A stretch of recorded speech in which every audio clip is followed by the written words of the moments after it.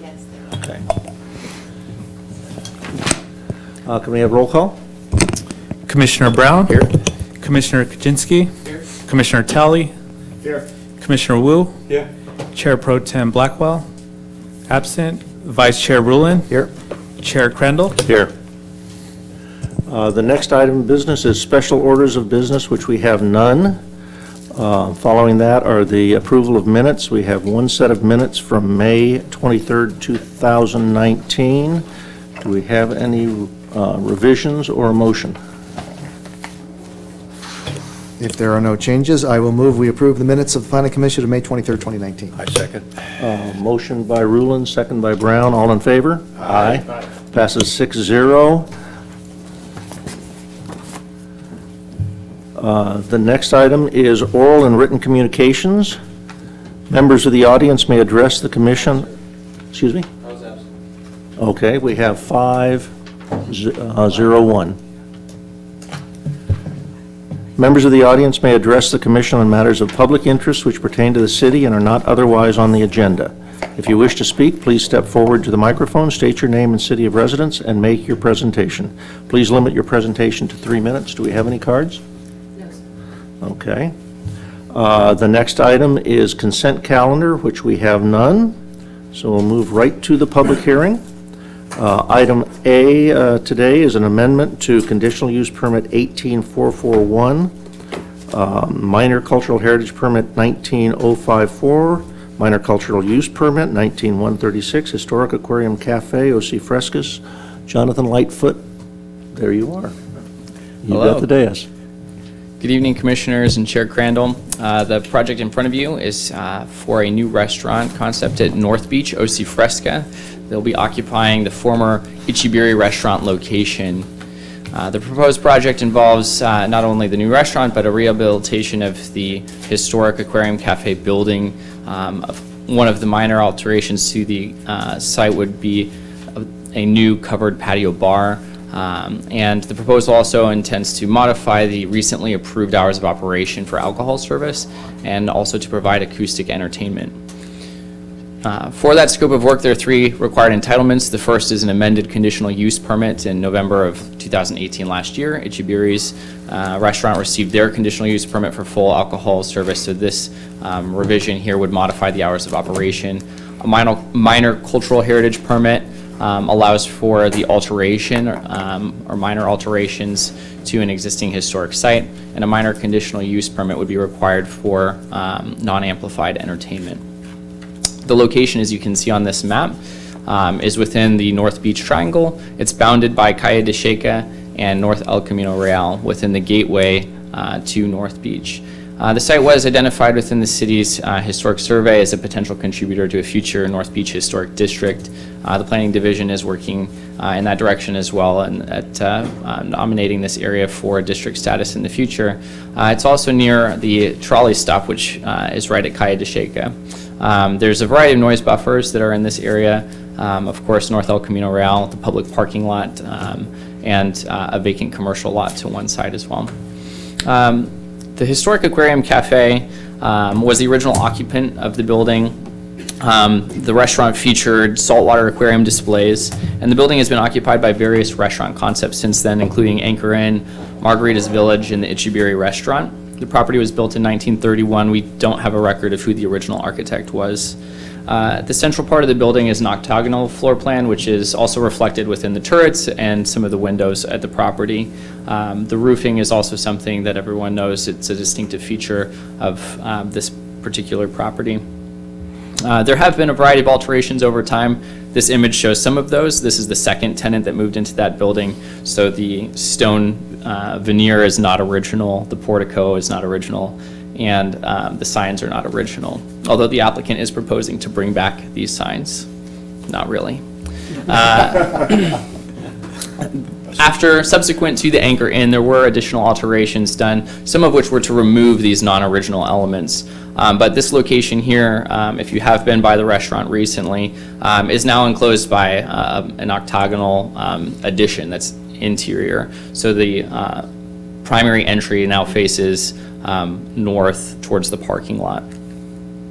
This is that primary entry that I was just referencing, so that is actually not the original entry to the building. And this is more representative of what the existing site looks like today. Again, the project site is between two streets, Calle de Checa and North El Camino Real. It's within the mixed-use 1 zone and within 3 overlay zones, the architectural, central business, and coastal zone. History of entitlements, there were some alterations that were done before the city required design review for alterations to historic buildings. But 1991 is when the first approved alteration occurred, and that was for rooftop screening. If you're familiar with the building, there's 2 large turrets and several smaller ones. Those smaller ones came to be in the early 90s to screen rooftop equipment. In 2002, there was an approval for a use permit to provide parking waivers with the city's historic preservation incentive agreement, and that was subsequently approved by the Coastal Commission. In 2004, there was a proposal that was approved by Planning Commission for a wooden trellis and awning in the patio, which was not built. Most recently, in 2018, there was an approval for a minor conditional use permit to allow for beer and wine, and a full conditional use permit to allow for alcohol. Beer, wine, and alcohol have always been a part of this site, but there was a lapse. City's code dictates that if there's a lapse of 90 days or more, then you do have to get a use permit. So there was a lapse in 2017 that triggered that need to come in and formalize a new use permit. On this slide, you'll see a table that indicates the existing approved hours from November of 2018, and then what is proposed now on the right. So the closing hours are proposed to remain consistent throughout the week. Interior space closing at midnight and the patio closing at 10 p.m. The opening hours would vary, so weekend would have earlier opening hours, beginning at 8 a.m. Live entertainment is proposed and is supported by staff, and a portion of that support comes from the general plan's recognition of North Beach as an entertainment venue, or entertainment district, rather. The goal of the North Beach El Camino Real focus area is to reestablish and maintain a vibrant community and visitor-serving mixed-use entertainment center, which capitalizes on its proximity to the beach and significant historic resources. The proposed acoustic entertainment, again, is not amplified. It's proposed for both indoors and within the patio area. Staff did want to identify that we don't currently have any active permits for outdoor acoustic entertainment, and as such, we did include some conditions of approval tied to that, including a maximum of 3 performers at one time, a limitation for the exterior entertainment to be voice and string instruments only, and a 1-year review with the community development director. As indicated from the prior site plan, staff believes that this location is appropriate, given that you have North El Camino Real bounding the site on one side and a public parking lot on the other, as well as the orientation of the building. So even entertainment within that patio area would be targeted towards the public parking lot and towards the ocean. On 3 sides of that patio, the building would surround. This image here indicates one of the minor exterior alterations that's proposed. That's the covered bar area. This is within the existing patio. It, from this image, may seem to be attached, but it is not. It's detached from the building.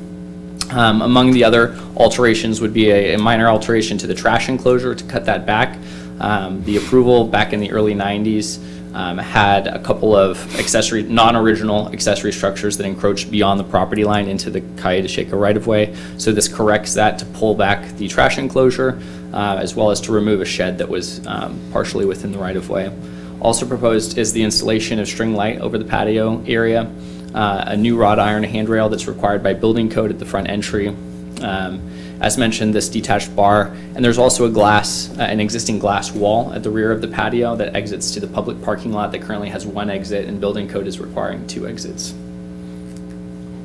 So in summary, the proposed hours of operation are consistent with nearby businesses. The location is appropriate for the proposed hours of operation, as well as the acoustic entertainment. The exterior alterations are consistent with the Secretary of the Interior standards for rehabilitation. The project was reviewed by the design review subcommittee that came to that conclusion as well. And the applicant has reviewed and does agree to the proposed conditions of approval.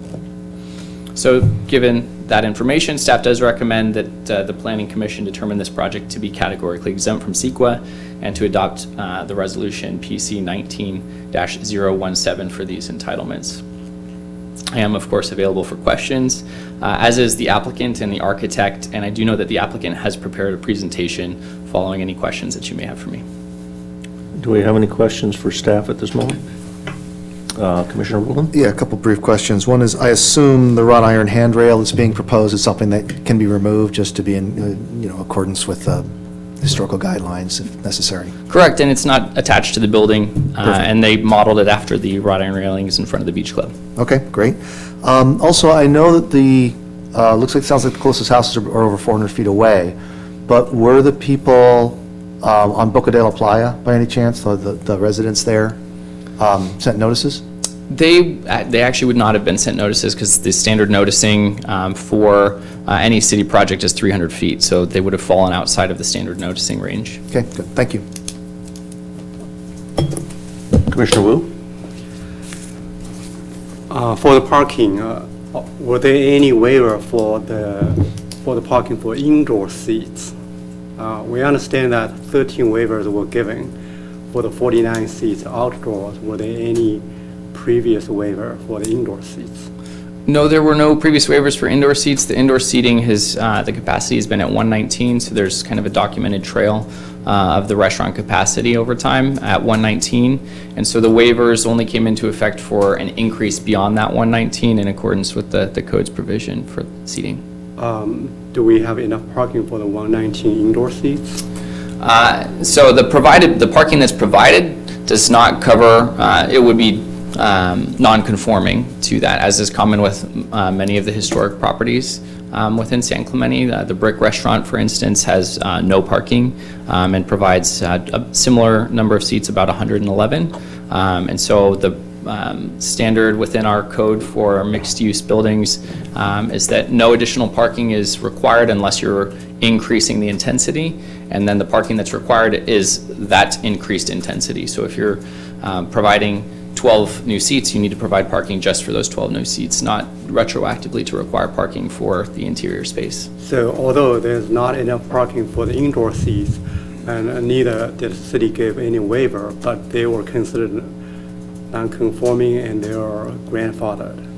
Correct. Okay, thank you. Any other questions? Okay, would the applicant like to present his statement? Absolutely, thank you. Hi, my name is Michael Taylor. I'm one of the owners of OC Fresca. We've got a few slides here.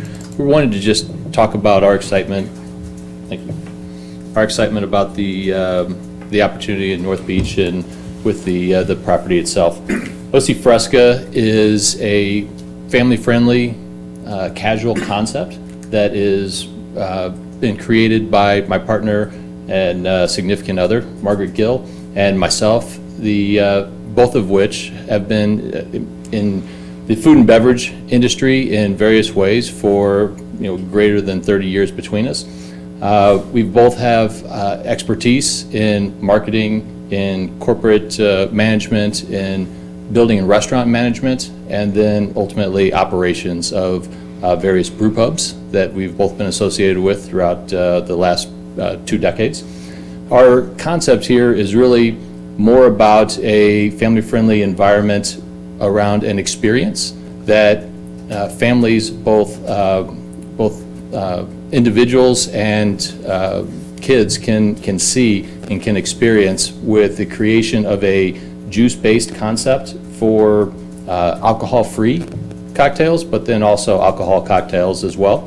And then a food concept that is street fare, Mexican street fare, taco-forward entrees.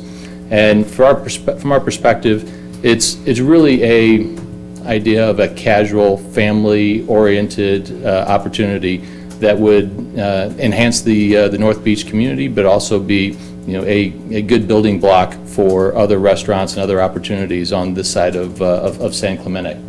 We've got a copy, it's hard to see here, but a copy of the menus, but you can see there's quite an extensive copy of, or amount of Frescas, which is a fruit-based drink that would be both non-alcohol. The middle column is non-alcohol, and then the left column is a more alcohol-intensive of contribution. but then also traditional beers and micheladas and wine.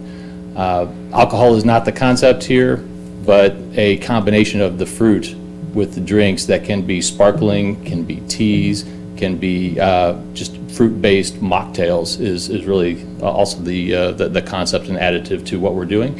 And then finally, when we look at our menu, the menu is small plates. I'd say it's kind of tapas style, but certainly Mexican street food focused.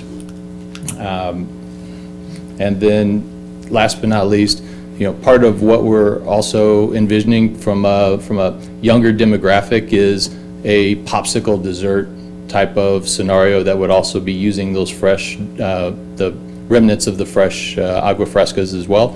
So the concept together, family-friendly, casual Mexican street food with a drink focused on fresh juices. So, thank you. I want to now introduce our architect. Before the architect comes up, anyone have questions for the operator? Yep. Commissioner Brown. Have you tried this particular concept in other restaurants further south, or is this a new experience? No, this is a new experience, and this is a new experience that's based on our experience with the Brew Pub concept that we've owned and managed over the last several years, and it's a fresh concept where consumers can actually see and experience the product being made. The combination of that and also I'd say the fresh juicery concept that a lot of people are familiar with. It's not a juice itself, but it's a combination of juice and water and that traditional agua fresca, only without all of the sugar. So a better for you agua fresca than people are probably familiar with in a traditional Mexican restaurant. No other question? I've got one question. I'm excited about having a venue that has intimate entertainment. Yes. And Ambiance only. what's your concept on that and so forth? Sure. So this is not an entertainment play at all. This is, it would be strictly for ambiance only. And I'd say for the vast majority, if not all, of what we would be doing, it's probably one person and a guitar that would be doing some light music in an area of the restaurant. But it's certainly not anything amplified. It's certainly not mariachi bands or anything like that. This is more, I'd say, urban contemporary music that family friendly with a guitar that certainly wouldn't impede our customers having conversations within the restaurant, and certainly not exterior to that. Very good, thank you. Thank you. Okay, would the architect like to make a presentation? And I will make a statement that I have worked with Jim in the past 40 years ago, but have had no business dealings since then. Good evening to you all. My first thought on this building was I looked at Google Maps and saw the roof plan, and this won the award for a historic building with the most weird roof plan ever. And I was glad to learn at some point that the funny 4 turrets that were added on, and they weren't part of the original design.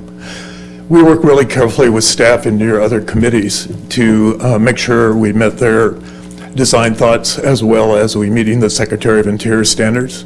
The 2 most important standards are to have differing materials and to not confuse the public about what's historic and not historic. And the second most important is to make it reversible. So we never attached or had any connection at all to the original structure. I thought Jonathan has said everything I wanted to say, and for brevity's sake, I'd like to go to questions if you have any. Okay, anybody have any questions for the architect? See no questions, thank you very much. Okay, since no more questions, we will open it up for public comment. Do we have any cards? Okay, Mr. Culbertson. Yes.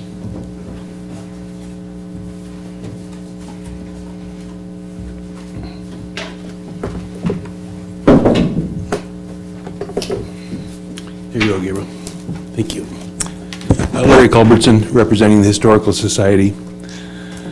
We're very supportive of this project. I've been following it from the time it hit DMT through design review, and it's very sensitive to historic preservation. We're real excited about it. As you know, the previous I'll be careful not to slander anybody, but the building had been kind of gone downhill very much. And I learned a lot in the design review meetings and the other meetings that some of the work that was done was really substandard. And I picked up on that, at those meetings, that the new owner is really going to do it right. One of the ugliest parts about that building was the trash enclosures, and I was real excited to hear that they're getting those all straightened up. I don't see any negatives of the project. The extended hours, no problem. The music, ambiance only, as he said, is great. All in all, it's going to be a great project, consistent with the Secretary of Interior standards, and we look forward to it. Another real positive about the thing is the historic district. We've been pushing for historic district status for that area for a long time, and one at a time those historic buildings have been getting fixed up. The city did the beach club, and the casino is in great shape, so the Miramar hopefully will be happening, and we'll have a great historic district. So this project is going to be a great addition to that. Thank you. Thank you, Larry. Any other questions or comments by the public? Okay, we'll close public comment and open for discussion. Anyone like to start? Yeah, you can talk. Okay, Sorry, my Mr. light's Sally, not working. talk about that one. Well, I think it's, okay. You can get me in stereo. I'll obviously be very interested to hear what Commissioner Rulon has to say on some of the issues down there that I think are probably, he has more of a pulse on at North Beach. But by and large, I think this project looks very good, and I'm happy to see us taking a historic building, as Larry said, and bringing that back to life so that it can be appreciated down there. Thank you very much. Commissioner Rowland. Okay, thank you. Let's see, I was looking on page 5, the immaterial amendment to coastal development permit regarding parking. And as I understand it, that allows for more parking in the daytime, right, instead of just after 5. It applies those parking waivers before 5 as well as after 5, correct? Correct, and that's not something, just to be clear too, this is more of a reference information. They're not proposing any alterations to that, and the city does not limit that. So the city has approved for full use of those 49 seats. The limitation is within the coastal approval. So for that amendment to happen is really kind of an exterior visit to Coastal Commission for that, and I've already discussed with our coastal analyst about that, so they are aware that the applicants will be visiting them with that request. Okay, so it's out of our purview and it's, okay. Correct. So, well, then I'll just, mention for the record that there is a concern. You remember when we looked at the parking studies for North Beach? There is a concern on my part about people, there's a lot of parking there, paid parking, but people often park in the residential areas behind there. So I do have a bit of a concern about that. I know with the STLU ordinance, I believe that they approved creating a parking permit program for these neighborhoods around the VRBO-approved areas. Do we know the status of that? Because some of those streets around there would probably be subject to that. I don't know the status of that. I would defer to see if potentially Gabriel knows more. It's going to be a project that's within Public Works, though. Okay, Yeah, I don't have an update to that, but I don't think that's been established yet. okay. So I'll just raise that as a concern, and it sounds like but it's not something that we can, that we can get traction on here, so. And I had a question too about the outdoor noise after 10. What do the other facilities have for that area? The casino, Ole Hansen, Miramar. How does this align with that? Yeah, let me actually jump forward to a slide, and I added some information on this one here. I don't think that it would be inappropriate. I removed the standard condition of approval that's often added when there's amplified or non-amplified entertainment indoors only. Oftentimes we have a keep the windows and doors closed condition. That didn't make sense to have, given that we're considering the approval of outdoor entertainment.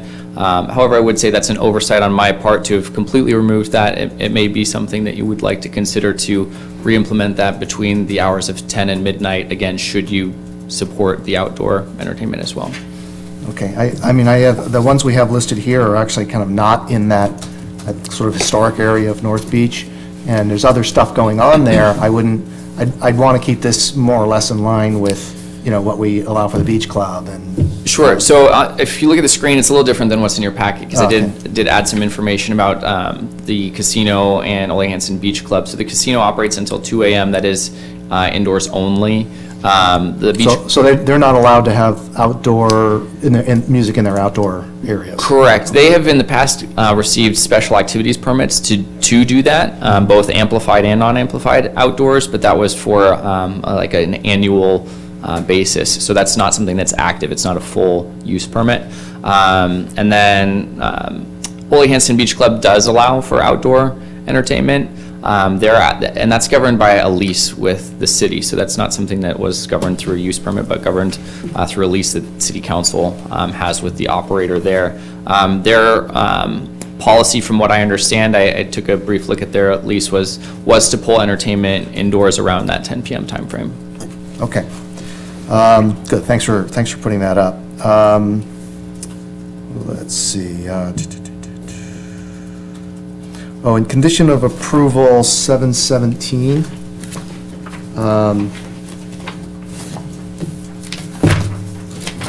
Bring that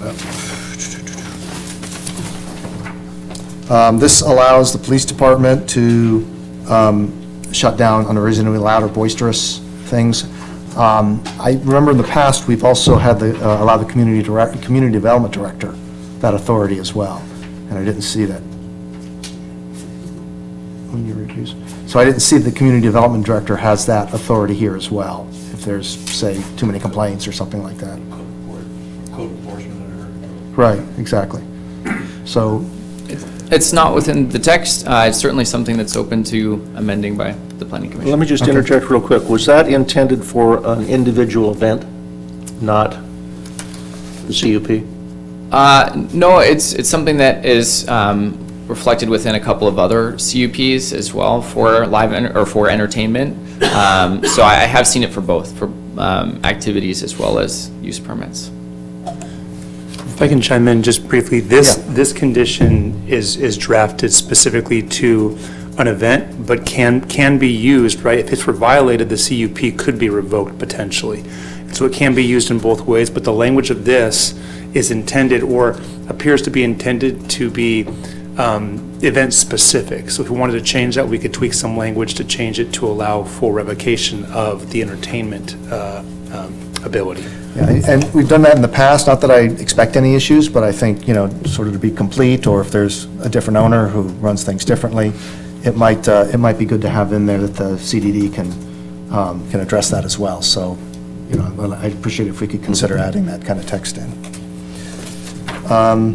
Though I appreciate, I wasn't at design review, so I appreciate the people in design review checking and making sure that the lights were dark skies compliant. The string lights. Are they? Yes, they are. Yeah, there's examples on there, The so. two of us were there, we're definitely looking for them because we knew you were in. Yeah, thanks for looking at it. So, and then the only other thing that I would request of staff is, I know that we don't have a legal requirement to send out notices beyond 300 feet, but since there are residences on Boca de la Playa that about 400 feet away, some of them are vacation rentals, but some of them are, you know, actual, multifamily units with permanent residents. I think it would be appropriate to give them a heads up that this is going on. I'm sure that they would want to know about it, but since, you know, there's an outside chance they could be affected by the noise and that sort of thing, I would request that when this goes to council, you add Boca de la Playa, those units on Boca de la Playa, to the notification list.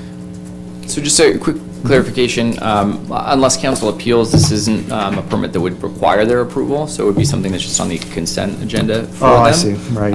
But certainly, I defer to Gabriel on other means of making them aware. Yeah, We could add a condition regarding noticing for surrounding property owners, and maybe a number who they could reach at the city if there's any violations with respect to noise. So that's something the Plan Commission could add to the conditions of approval. yeah. Do we need to worry about that from a legal standpoint, though, about expanding what the legal requirement is from notice? I mean, I totally agree with what you're saying. I'm just worried that if we say, hey, this time we're going to go 400 feet, next time, you know, we're going to go 450, does that give us any heartburn at all? There's no heartburn legally, it's just a hassle for staff to track when to go 300, which is the standard, versus 400 or 500. So the standard is 300, that's a statewide standard. Would it be appropriate, and could it be done through the North Beach specific plan that it requests that noticing be a little larger? And maybe that's something that could be in the North Beach specific plan. Yeah, we could look at that when we get there. Rather It's just than- unfortunate that there's whatever, a dozen or so, residents there that, might have wanted to be notified, because it's sort of there's a parking lot, which is good. I mean, that the separation is good, but there's a parking lot and that sort of thing. The sound might carry to them, so they might have a concern, so. All right, well, just something to bear in mind then, if council pulls it. I don't know why they would, but if they pull it, I think it would be a courtesy to them to make sure that people on Bocadillo Playa get notified as well. All right, that's all I had for now. Okay, Commissioner Wu. Besides the Old Hansen Beach Club, the casino, and the Miramar Theater, this is another important historic building on an important gateway to the city, and I'm excited to see this project moving forward, that historic structure being put back into active use. I think the entertainment, the live music, and the outdoor dining opportunity will give the revitalized North Beach area more vibe, and enhance the ambience of that potentially designated historic district in the future. So I fully support this project. Regarding the noise issue, this is my recommendation. Overall, I think the live music is a good thing for this district. With the concern of the nearest residents, the distance from the courtyard to the nearest parcel on Boca de la Playa is about 450 feet. My recommendation is that we ask the applicant to install a sound alarm meter on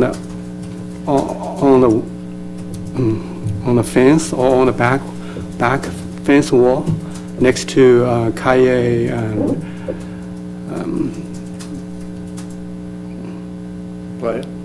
Calle de Checa. Okay. So every time the sound becomes too loud, I estimated when the sound goes up to about 90 decibels, and the sound at the nearest residence would be about, if it's before 10 o'clock, it would be about 55. That is a threshold from our noise standard. So I think if you have the alarm there, every time it becomes too loud, alarm will give the performer or the owner some notice, like flashing lights or something, you exceeding it. So that way, we can remove the restriction on vocal and string only, because there are all type of instrument people may want to use. A string instrument such as cello can be quite loud, in fact. I've seen people playing panpipe, and what if people want to use ocarina, and those are all those are local instrument or instrument used in Latin America for the local music, and also accordion and harmonica. They can be really loud. So if we put a sound alarm meter there, that will allow people to use more type of instrument, because eventually the noise standard governs as long as the noise level does not exceed the prescribed noise level. We shouldn't limit them to use vocal and string only. So that's my recommendation on that. Commissioner Kozinski? I want to thank the applicant. I think this is a great project. It's going to beautify the North Beach area. I appreciate all the money and effort that goes into rehabilitating this building. And I'm not sure if this noise alarm would be necessary because of the ocean is very close there. There's a train station in a busy road, so that's going to drown out most of the noise from any acoustic music, in my opinion. But I'm happy that the applicants brought this to the city, and I'm looking forward to enjoying it. Thank you. Okay, very good. Commissioner Brown, do you have another comment? Just the fact that I appreciate the applicant's efforts and the architect, and I'm going to be supportive of the effort. The noise meter is intriguing add-on, but I think with the distance here, I don't know if we really need it or not. Other than that, I'm going to be supportive of the project.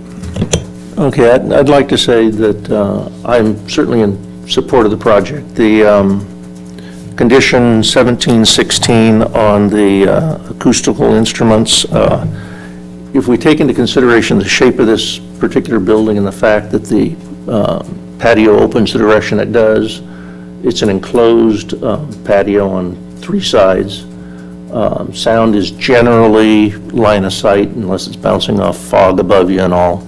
I don't see that there's going to be any problem, particularly with the distances that are there. I would like to allow the applicant, although they haven't requested it, is that there are instruments. I grew up in the 60s with guys with their guitars and a harmonica and whatnot, one-man band kind of things. And I'd like them to have the opportunity to do that, whether they choose to or not.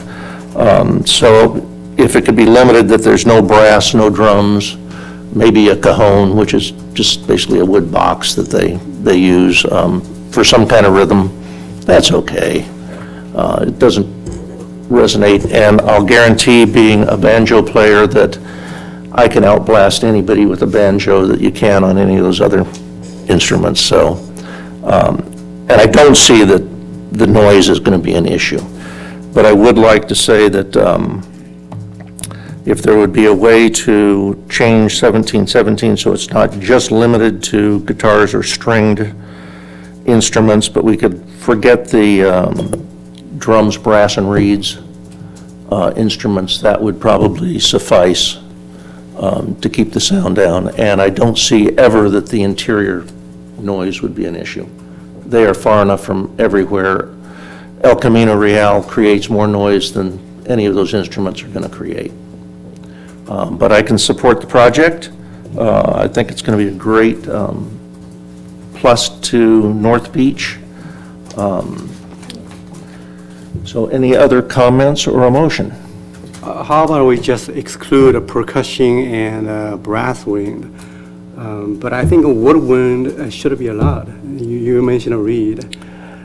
And then they will have a chance, staff and code enforcement, if there is a violation or complaints, they can make comment and say, Right, the code you know, enforcement will that's probably respond not the to greatest it. idea, but we want to give you the opportunity to explore all sorts of ambiance and background music.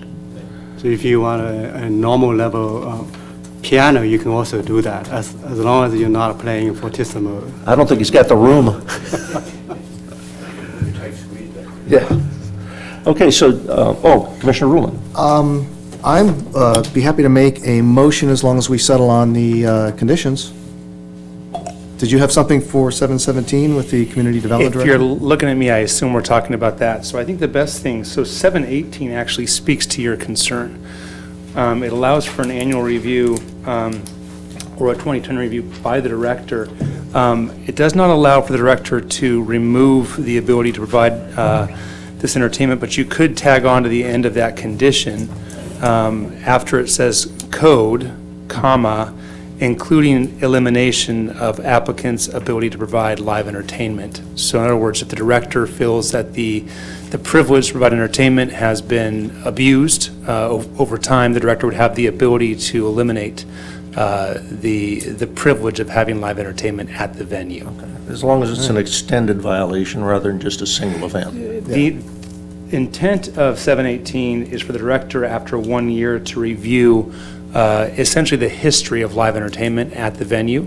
and determine if it's been within the intent of the application. Would that cover us in the event of, say, 5 years from now, there was perhaps a different owner, the use is run with the land, and there's an issue with that?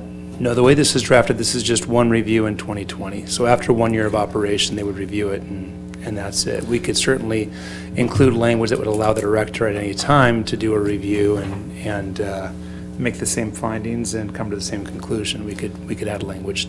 Yeah, that's kind of actually my long-term concern, is that there's, after some period of time, there starts to be, Sure. for whatever reason, a lot of code complaints, that sort of thing. The right of a CUP is always reviewable if they're violating it. It's always reviewable by the planning commission, certainly. The CUP can be revoked. This is a step below that, allowing the director to review one component of the CUP and make a decision on that one component.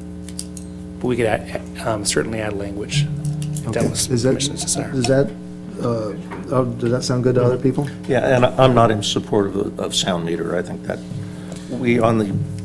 I can see that on a site in a mixed-use area that has amplified music, but I don't think this comes to that level. And I suspect we're far enough away, particularly given the constraints that are on there. So just to settle with 716, you wanted to prevent brass, reeds, and percussion, is that right? That's how you wanted to word it, is to say? I think Wu was right. I think a harmonica could even be considered a reed. So probably just brass and percussion.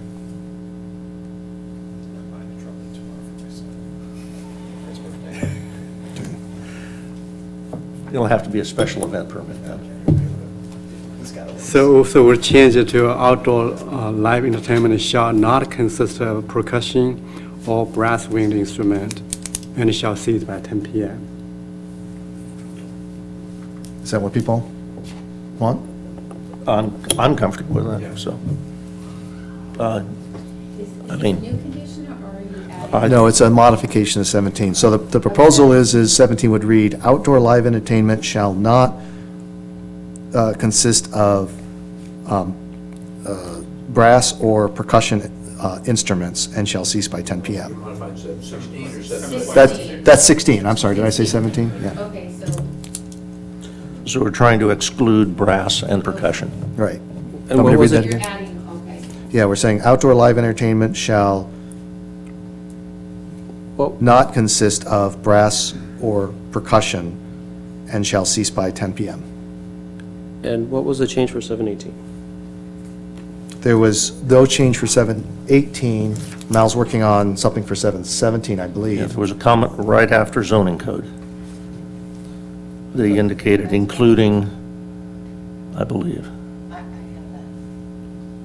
that. But that only allows something to happen within the year. Well, That's correct. for 718, I have No. another question. So are we, I would we're taking recommend out just then taking out that first consistent sentence. voiced and stringed instrument Yeah. only? Yes, it's Okay. going to read, outdoor live entertainment shall not consist of brass or percussion and shall cease by 10 p.m. Okay. Okay? Okay, So I do we need to say also if you take it out amplified? completely,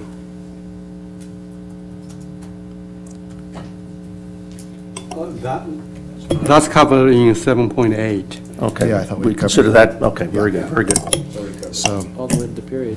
so what we had talked to Mal about a couple minutes ago was allowing the CDD at any time, if there's cause, to disallow the live entertainment, say if there's a lot of code enforcement issues. 2020 thing, you go for 5 Right. years now.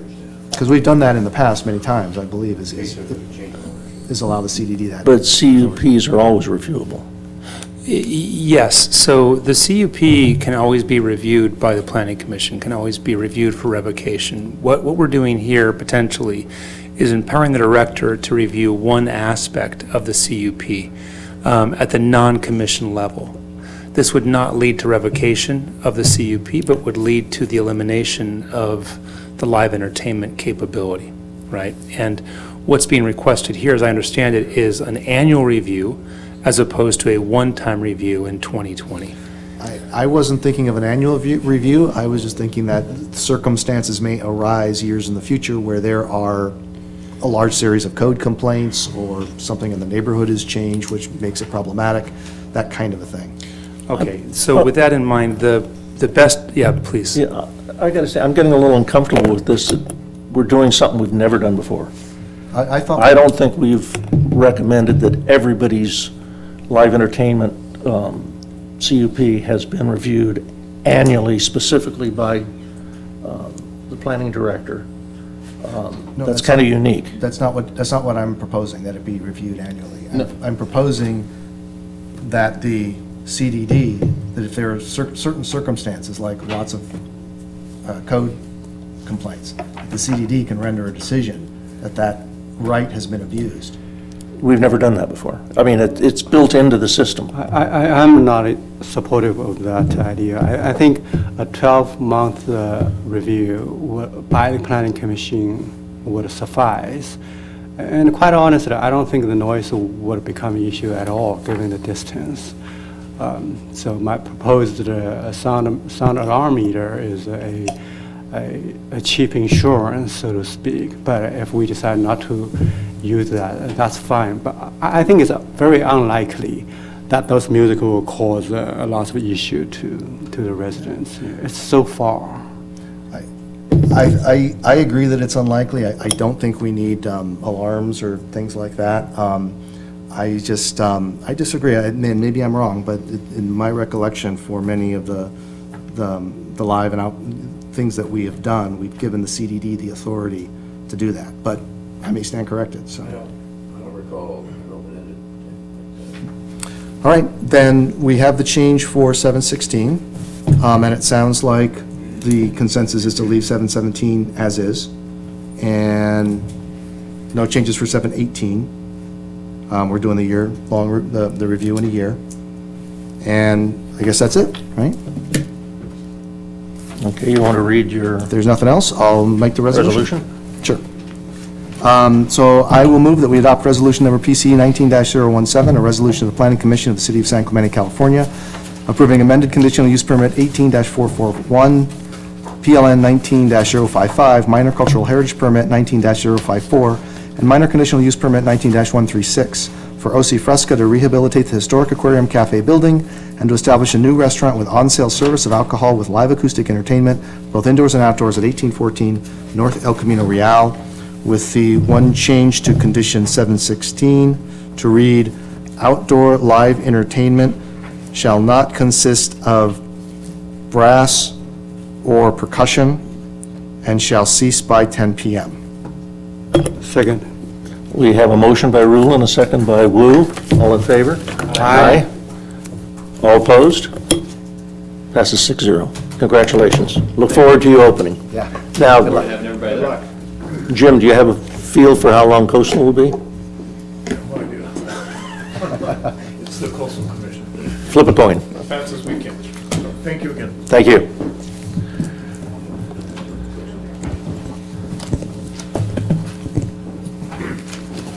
Okay. Item B, conditional use permit 18652, special activities permit 19154, the local full range of alcohol and special events 207 South El Camino Real. Good evening, Chair and members of the Commission. The project is located at 207 South El Camino Real within the mixed-use 3 zone and overlay district's architecture overlay and central business district overlay as well. On the map, you'll see in the yellow dots existing restaurants. You have south of Nick's at 104. You have Tamarinda at 110 that just got approved by Planning Commission not too long ago. And then right next to the Loco is JD's. And then in the blue dots, you have Oli Tavern and Red Fox Lounge. Some background info. Back in January 2018, the zoning administrator approved a minor conditional use permit to allow indoor and outdoor beer and wine service with approved hours of 12 p.m. to 11 p.m. Monday through Friday and 10 a.m. through 11 p.m. Saturday through Sunday. A few months later, another minor conditional use permit was approved for indoor live entertainment with non-amplified sound with the hours, restricting it to 5:30 PM to 9 PM daily. There were, in that same year, some code issues. We had received some complaints and violations related to noise, amplified music without a CUP, installation of unpermitted equipment, and then alcohol sales, again, without a CUP. In the next few slides, I'll explain the approach that Code Compliance Division took. So the request is for two permits. The first one is a conditional use permit for indoor and outdoor full alcohol service. And then the second permit is for a special activities permit for 15 special events. So with code compliance's review during the DMT process, code compliance, due to the number of violations and complaints, the division recommended that the application be placed on hold so that they can monitor the site and see how they're operating and if they're staying in compliance with the existing entitlements. The applicant agreed to discontinue processing the application in order to allow the monitoring to occur. And after 4 months of reviewing the site, there were no violations observed, no complaints received, which in turn led to support of the project by code compliance. So the CUP is for indoor and outdoor full alcohol service. That would require an ABC license, type 47. The proposed hours are listed here before you, Tuesday through Friday from 11 a.m. to 1 a.m., Saturday and Sunday from 10:30 a.m. to 1 a.m. Due to the violations and complaints, staff is recommending that the hours stay the same as the existing MCUP allows, which are Monday through Friday, 12 p.m. to 11 p.m., Saturday and Sunday, 10 a.m. to 11 p.m. For the special activities permit, these are for 15 special events for the remainder of 2019. 6 events have been determined. They'll occur on the first Saturday of the month, beginning in July after PC approval, if given, from 5 p.m. to 10 p.m. The remaining 9 events that are undetermined, these are conditioned to come back to the city for a DMT review 2 weeks in advance before the event is being placed. And that would allow DMT to review the proposed events. The types of events, we have charity events that will occur. We have events related to wine tastings as well. For all events, the applicant is proposing, of course, provide alcohol, full range of alcohol. We'll have additional tables as well at each event. The applicant is proposing indoor and outdoor live entertainment with amplified sound. This is another one where we, based on the violations and complaints, staff is recommending that live entertainment with amplified sound only be permitted for indoor uses. There was a standard condition of approval that was not included in the original resolution before you. Staff recommends that we add a condition of approval 7.5, and I'll read it here. The service and consumption of alcoholic beverage shall only be permitted in conjunction with hot food service with same hot foods prepared on site. The hot foods shall be available at all times that alcoholic beverages are being served. The intent with that is that the restaurant continues to operate as a restaurant and that we don't get a business that converts into a bar setting. So staff believes that all findings could be made for the reasons listed before you, and therefore recommends that the Planning Commission determine the project categorically exempt from CEQA and approve the CUP and special activities permits subject to conditions of approval, along with adding condition of approval 7.5, maintaining the current approved alcohol service hours, and permitting live entertainment with amplified sound for indoors only. So that concludes the presentation. We have staff and the applicant available for any questions. Thank you. Anybody have questions for staff? Don, do you have your light Just to on? make sure code compliance is here and you're comfortable with the staff proposal as far as the hours of operation and everything else. More restricted than what the applicant wanted, but more in compliance with after this discovery. You're good.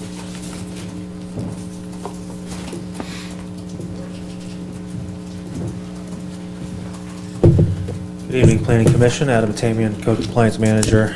Yes, I am comfortable with the conditions as they are presented today. I've worked with planning staff to ensure that this use is, maintains this portion of the downtown area as it is currently. Thank you. Commissioner Talley? Hey, Adam. Real quick, just on the kind of 4-month remediation period, were they easy to work with? I mean, were they agreeable once you kind of pulled out the violations and worked on a plan? Absolutely. I actually know the applicants. When I was in planning, I processed their application for the Poachy Burger alcohol license. And, you know, the experience in this location was that this is it's a different environment than the other restaurant that they have in town. A lot of the issues were related to some of the managers that they had hired. Understanding what the concerns were, they've replaced those people and ensure that everybody that's working now is aware of you know what's necessary in this area of the town to maintain compliance. And they were very easy to work with. Okay, that, I mean, sometimes you get some that are cantankerous, sometimes you get some that, hey, we'll fix it. So it sounds like we'll fix it. They are, Okay, absolutely. thank you.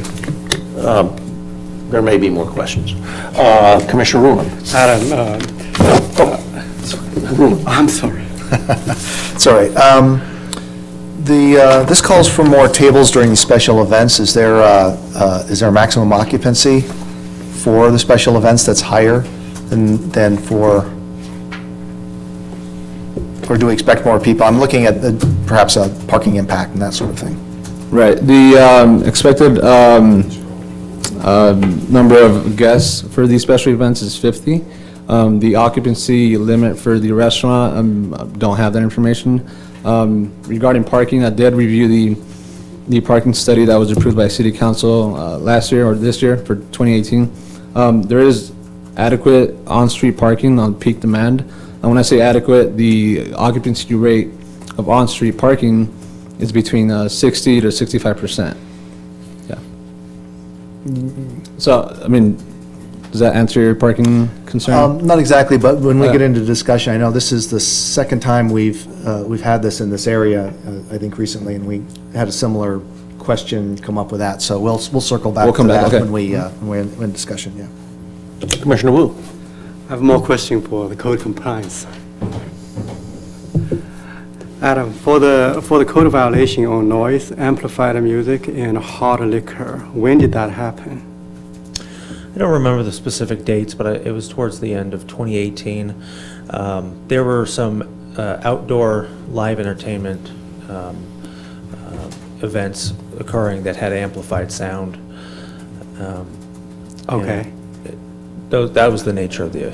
At the time of that violation, did the applicant have the hard liquor ABC license type 47? No. No, they've only been provided beer and wine. So they had a 41, type 41 license. I believe so. They were selling hard liquor without a state license. No, you know what, the complaint was related to selling hard alcohol. The issue that we had was when we arrived, they did not have a copy of the permit on hand. So they were issued a correction notice for that because there was no, like, our staff was unable in the field to verify the licenses that they had. That was one of the operational issues that we worked through, to say that you need a copy of all the permits that allow you to do anything, like a business license that needs to be posted. The conditions of approval on these types of applications require that they post CUPs in a conspicuous location so that there's no question of imputed knowledge with the staff. We want to make sure that everybody is aware of what they are and are not allowed to do, and at the time, we were not able to verify that. Did you later verify it? Yes, we did. So they did not have the type 45? No, they did have the right, they did have the correct type of license to sell the alcohol that they were Alcohol, selling. I'm talking about type 47. What type of a license did they have at the time of a violation? They were able to sell beer and wine, that's all they were selling. We were not able to verify at the time that they were even allowed to sell beer and wine, because they didn't have a copy of the license with them. Okay. Well, I thought the report says that it's hard alcohol, hard That is- liquor. No? Yeah, I don't Because remember that. in January 2008, they received a minus UP for beer and wine. Yes. So they do have that CUP to sell beer and wine. Yes, they do. What I'm saying is that when my staff goes out in the field, they don't have access to everything in our electronic data management system. We need to know when we go somewhere to follow up on a complaint, if that place is licensed. If you're operating a business, you are required to have a copy of the licenses necessary to do that business on site. We should just be able to say, what are you allowed to do here, and get a stack of papers and then review those. We were not able to do that, so my staff issued a correction notice for selling alcohol without a license. I believe that's the, They did not sell liquor. they were not, I have no information that says that they were selling hard alcohol without a license. Okay. All right, thank you. Yeah. I see no other questions for staff. Would the applicant like to make a presentation?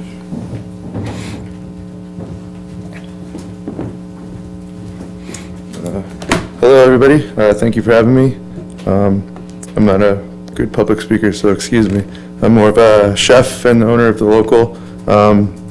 My expertise comes in the kitchen, so that's where I like to stay usually. But anyways, thank you guys for having us and your consideration for food and full alcohol services. We just want to provide,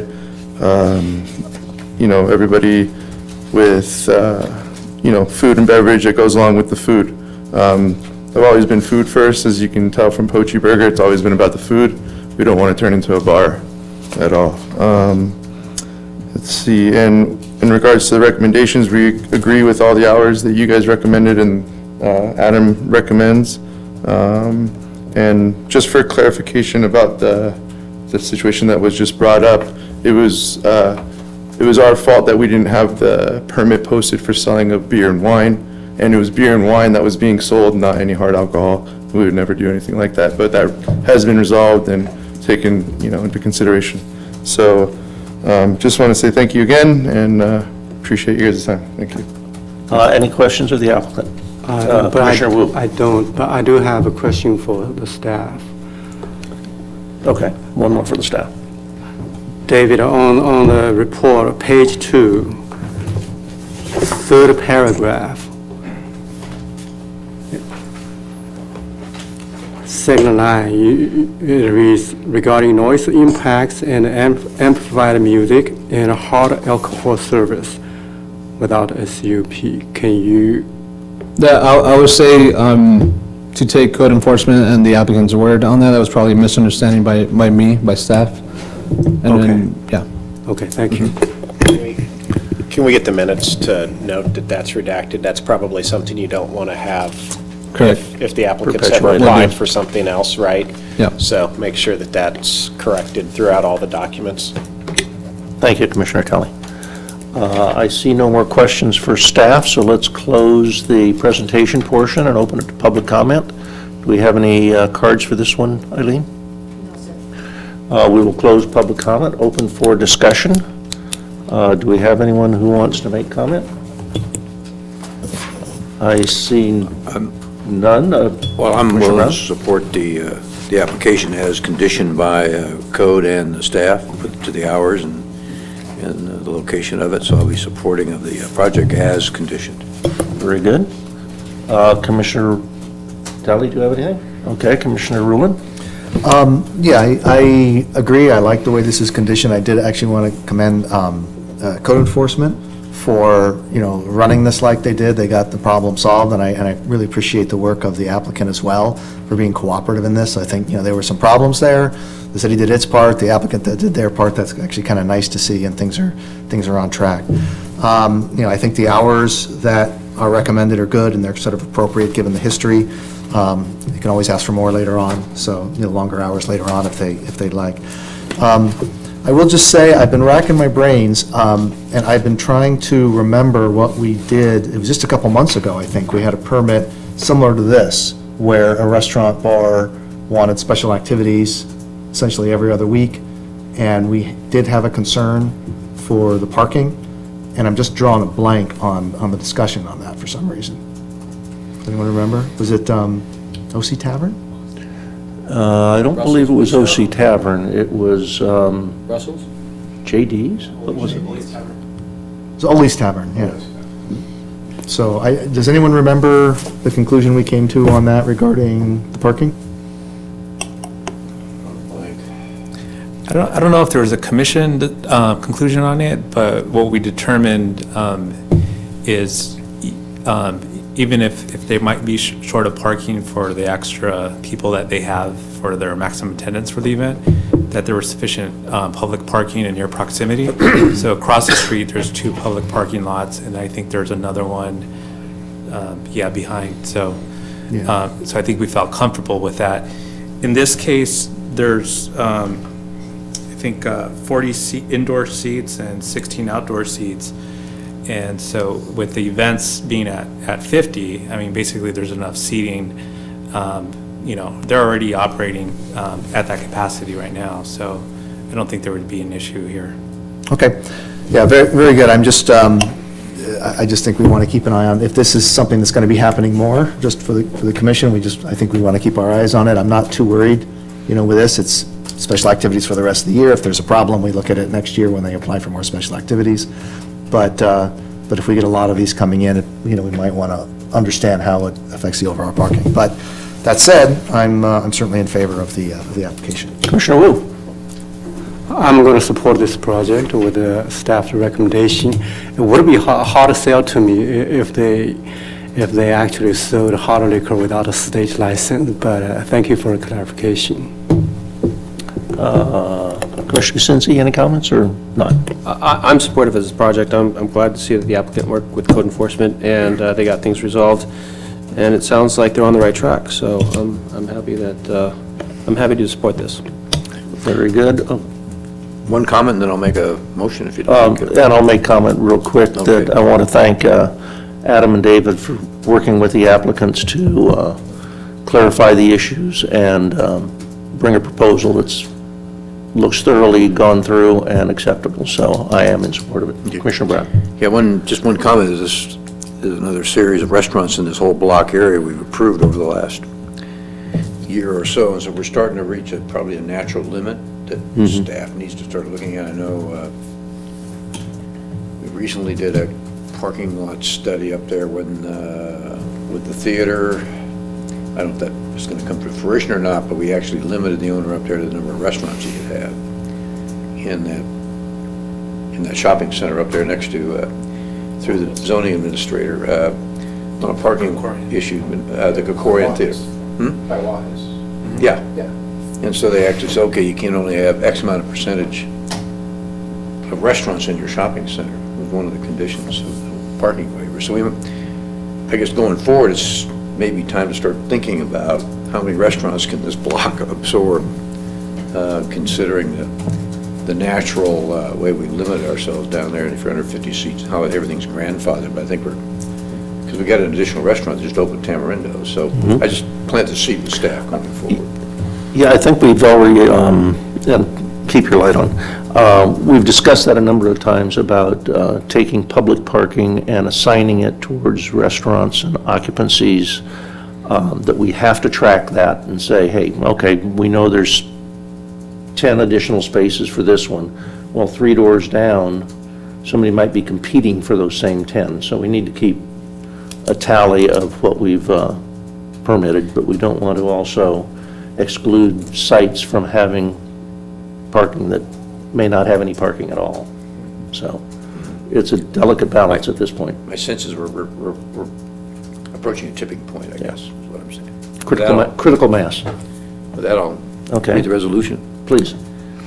I move the Planning Commission approve Resolution Number PC 19-016, a resolution of the Planning Commission of the City of San Clemente, California, approving conditional use permit 18-652 and special activities permit 19-154, the local full range of alcohol and special events to allow the on-site sale and consumption of a full range of alcohol and special activities permit for 15 special events in 2019 at a restaurant located at 207 South El Camino Real, with the addition of conditional approval of 7.5, that the service and consumption of alcoholic beverages shall only be permitted in conjunction with hot food service, with the same hot foods prepared on site. The hot food shall be available at all times that alcoholic beverages are being served. Second. I think Commissioner Talley got in there quickly. So motion by Brown, second by Talley. Before we have the vote, I do have a question that, is this the same requirement we were putting on the breweries up by City Hall as far as food service and being able to serve the alcohol? Is this in keeping with the same? Well, I know, but it was used, we didn't say hot foods, and I'm trying to find out how this is different than that. Is it just because it's hard alcohol rather than homebrewed beer? Are you asking on the hot term specifically? Yeah. We did speak that amongst staff and speak about that amongst staff, and if we need to modify it to exclude hot, we can do that. Well, I don't know, that's why I'm asking the question. But it was not included in for the businesses and And the that's business not park. hard alcohol, that's just beer and wine, so. We didn't include a Just- distillery, which We did not. Is the applicant okay with this? Okay, then it doesn't matter. I just didn't want to set a precedence. Very good, so we have a motion by Brown, second by Talley, all in favor? Aye. Opposed?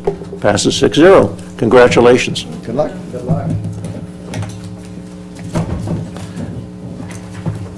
And Chris, the next item is regulation of leaf blower operations, a request to forward a recommendation to City Council on the adoption of leaf blower regulations. So we are just forwarding a recommendation. Before you make your presentation, I need just a clarification for my own mind so I can evaluate this. For CEQA, we're kind of basing this particular one on sound. It seems to be the big issue. If it were on environmental issues like pollution and whatnot, would the CEQA finding be the same?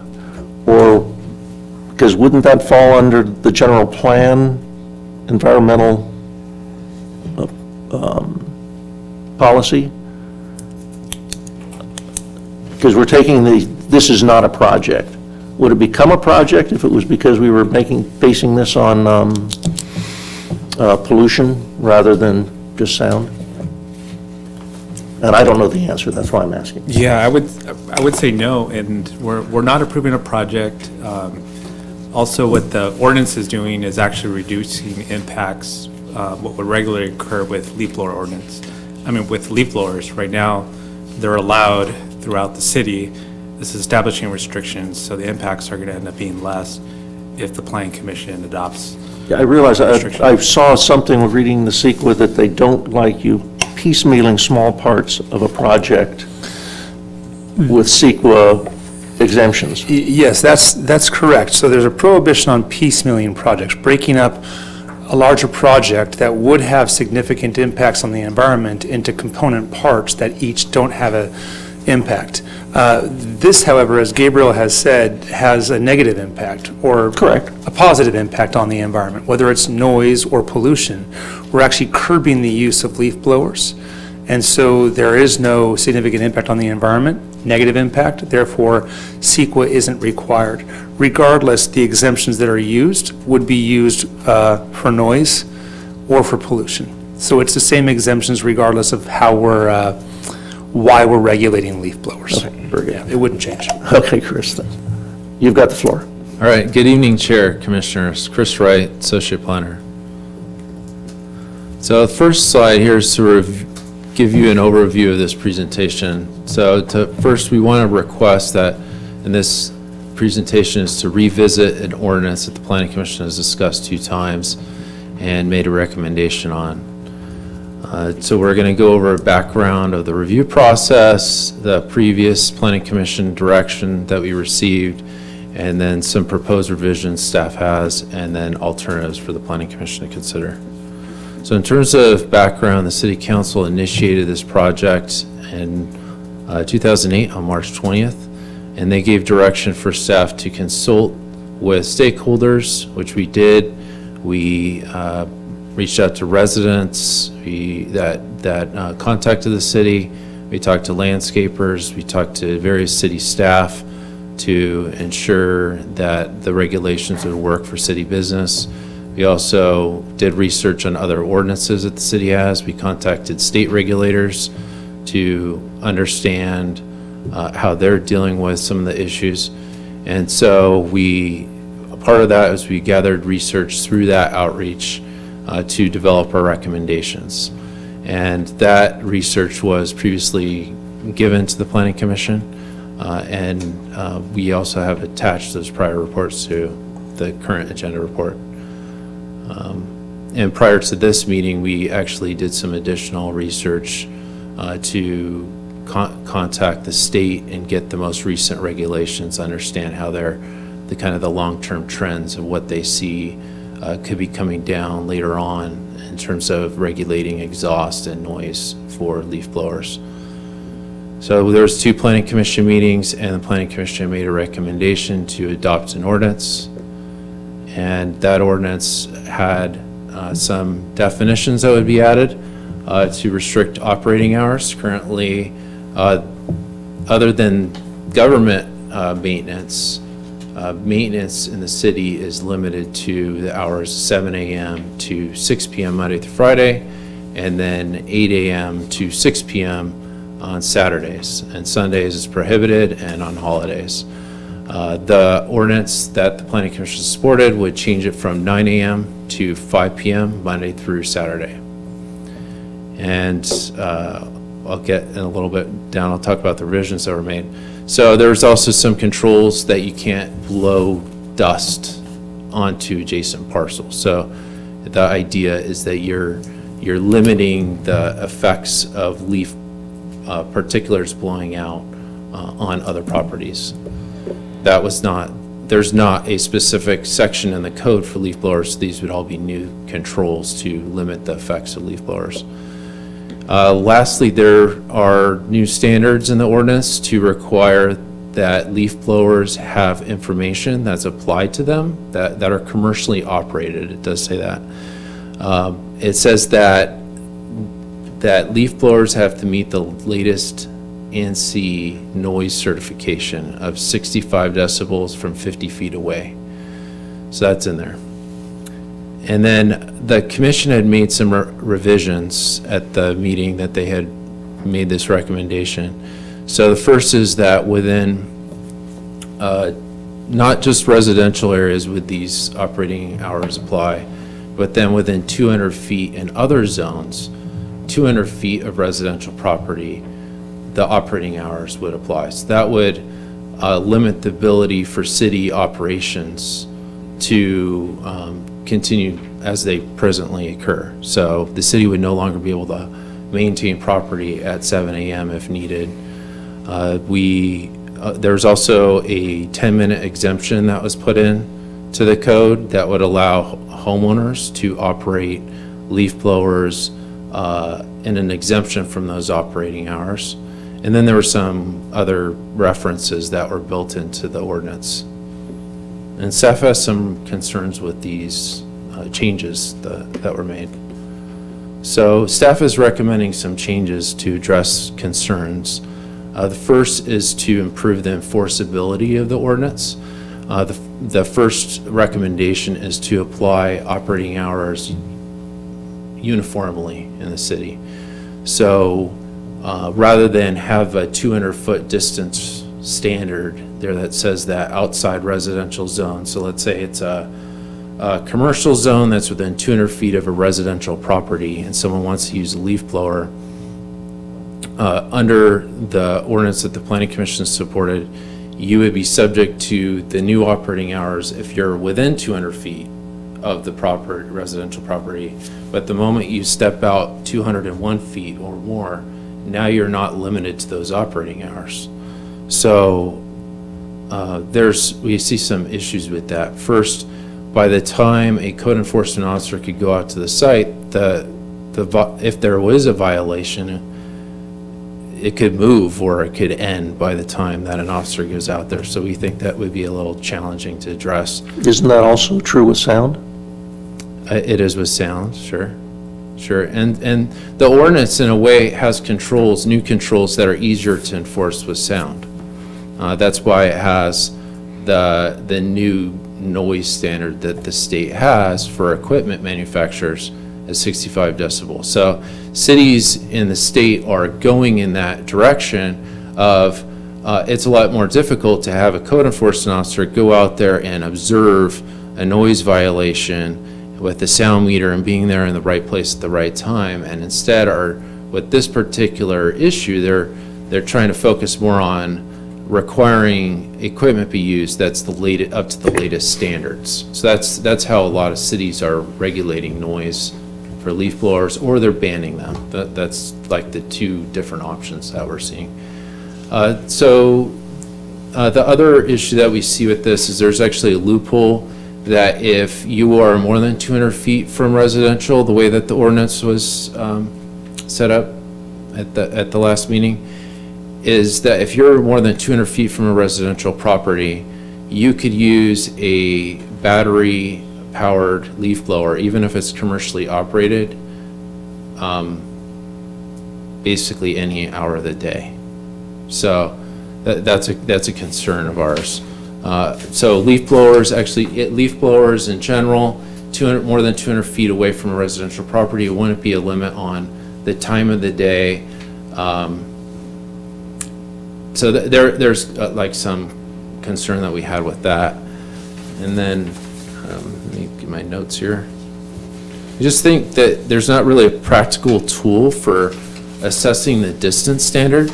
So like, I'm not 199 feet from the residential property. You have to know that site over there is residential. They're using it on residential property, or to assess that.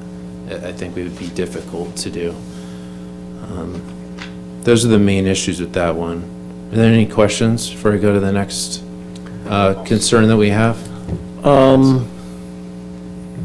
I see no lights on. Oh, I just would like to discuss the concerns that we have, and then. do you want to jump in before he does this, or? I'll wait till the end. Okay. Okay.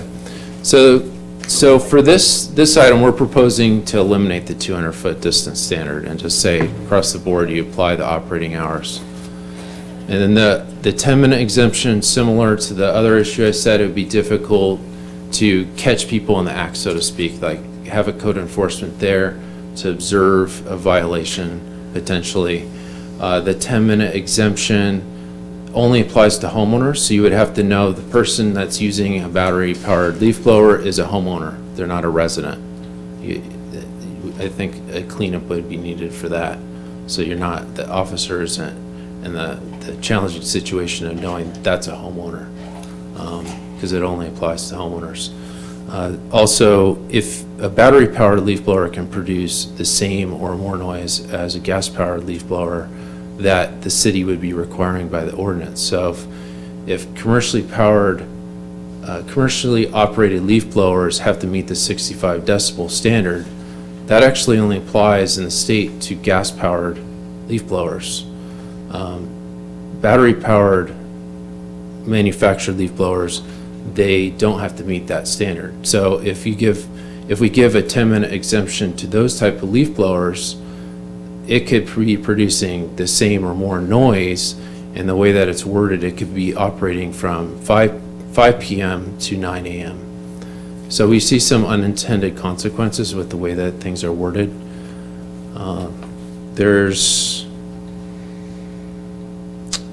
And, potentially could be operated at Sundays or holidays, the way that it's worded.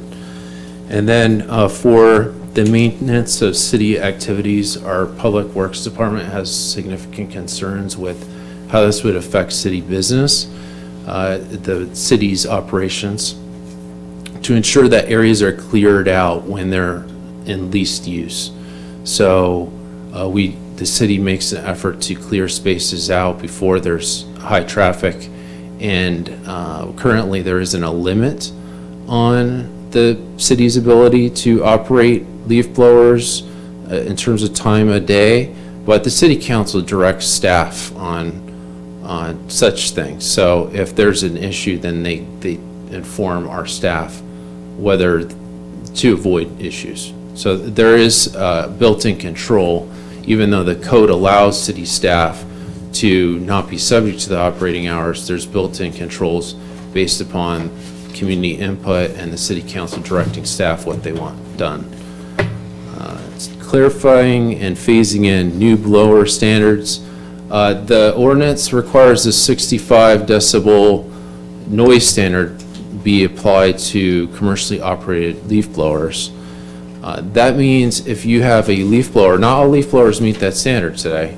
So that means the way that things are set up right now in the ordinance, that would go into effect the moment the ordinance goes into effect. You could have commercial businesses that would have to change their equipment. And so we have a concern with that. We think that there should be a phase-in period.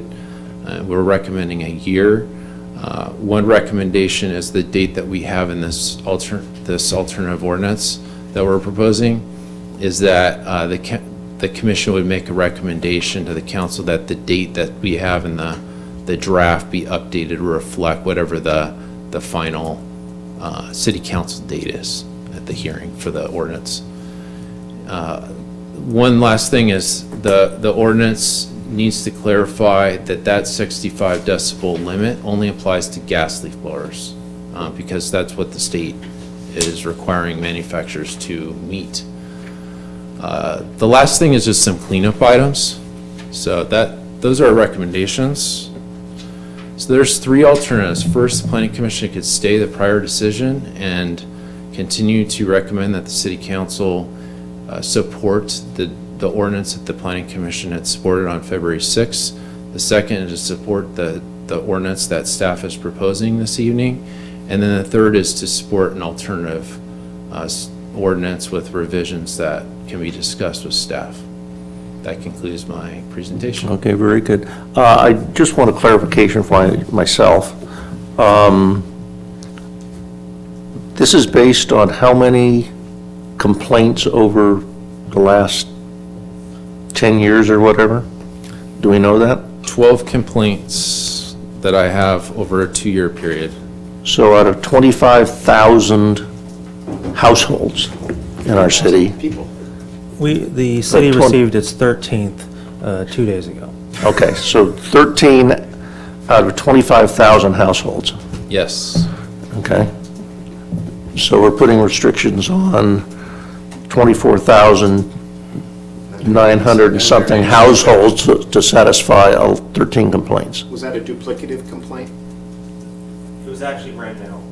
Okay. Related to leaf blowers on, at Plaza Pacifica. So commercial. Yes. Okay, very good. Okay, do we have any questions for staff? His light is on, so Commissioner Talley.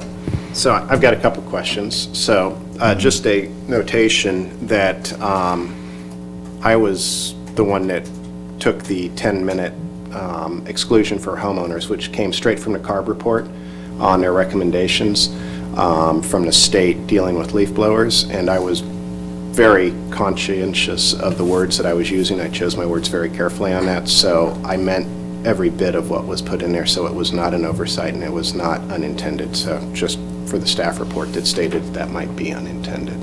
I tend to choose my words very carefully, like Mueller. Couple of questions for you. You reference in the proposed ordinance here that the City Council of the City of San Clemente directed the Planning Commission to draft an ordinance to regulate leaf blowers. Can you point me to that in the agenda report, or in the minutes?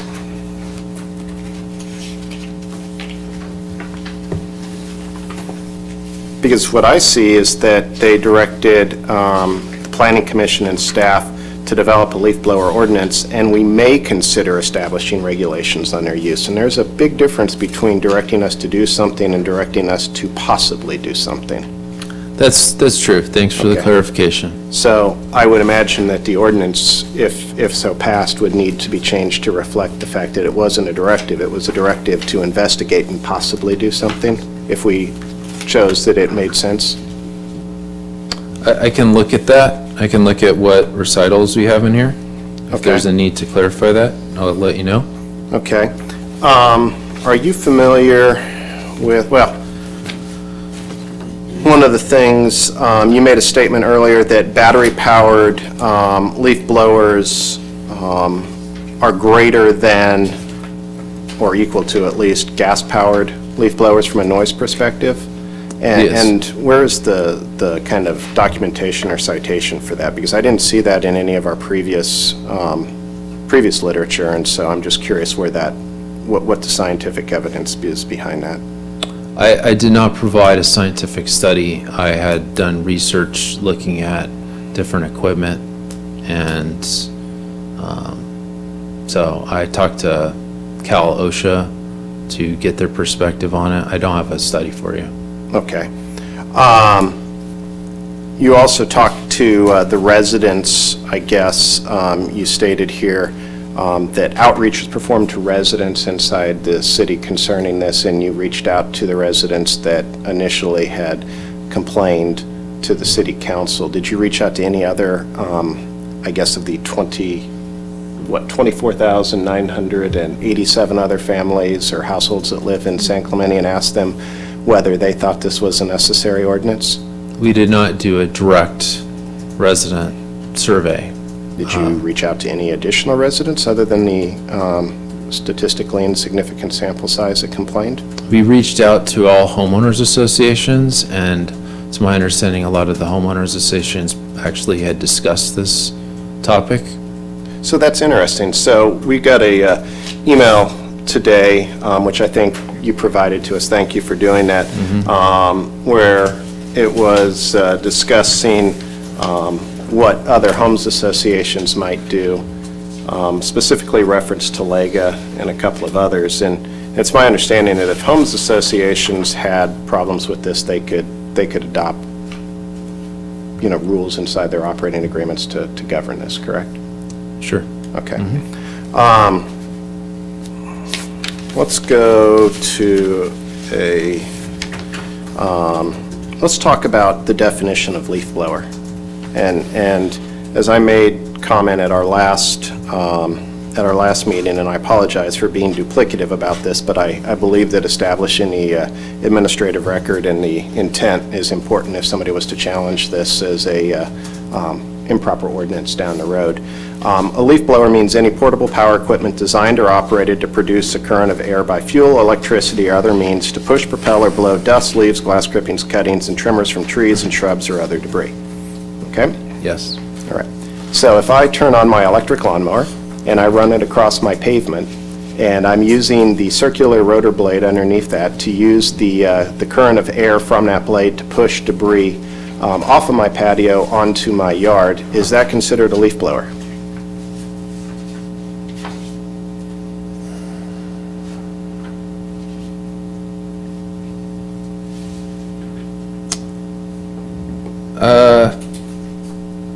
I think it depends on how you interpret this. I think when you look at the sentence, it's how it's qualified. It says that the equipment is designed or operated. So maybe change "or" to "and" if we want to clarify that, but designed or operated to produce a current of air by fuel, electricity, or other means to push, propel, or blow dust. I don't think a lawnmower is designed and operated to propel or push debris.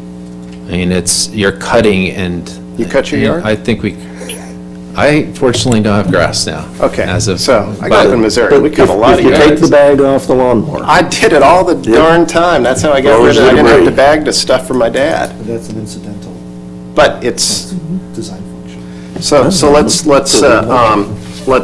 go another step, and let me ask you another question. I'm going to ask you a couple of these, because I think they're all relevant, and these are things that I do. So I want to know if I'm going to be in violation of this ordinance if I do this on a 4th of July to get my deck ready for a party, okay?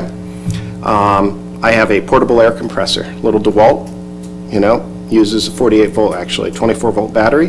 It's got a little air nozzle that I can use to, clean out the tires on my car, inflate the pool toys. If I'm using that to blow off the deck, is that in violation of this ordinance?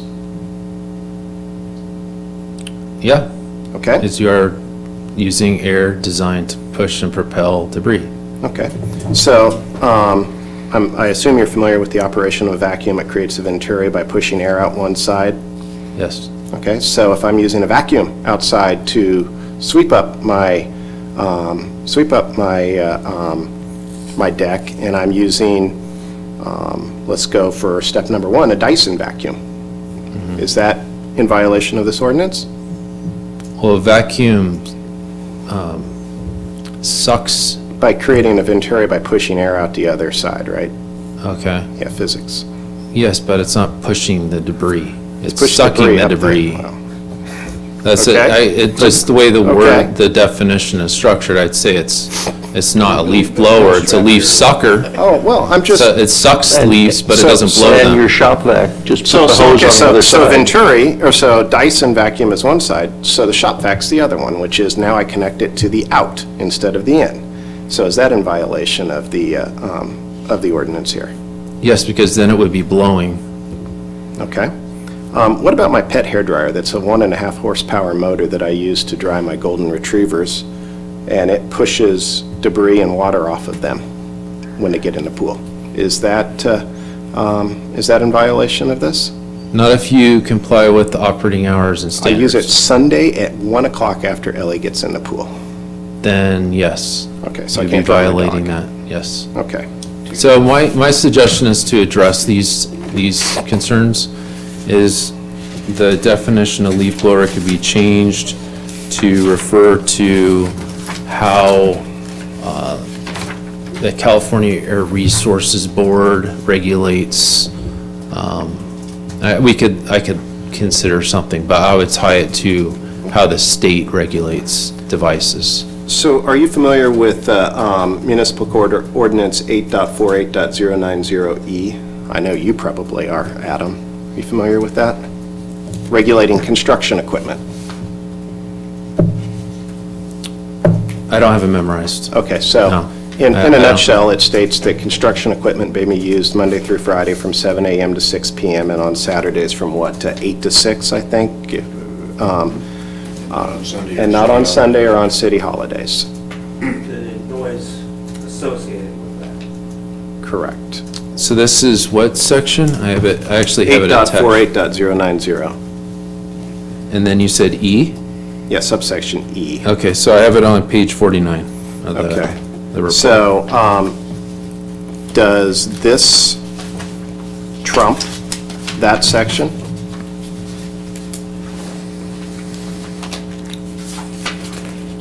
No, well, so the ordinance adds a reference in the, let's see, And do you see, so staff's proposed changes this evening would add a reference P in that section that would point to the new leaf blower regulations. but we've already said that leaf blowers could be air compressors. And so you've got a potential issue that a guy that's working on his house, contractor from 7 a.m. to 9 a.m. is unable to use that air compressor now. Right? Based upon the way the text is written right now.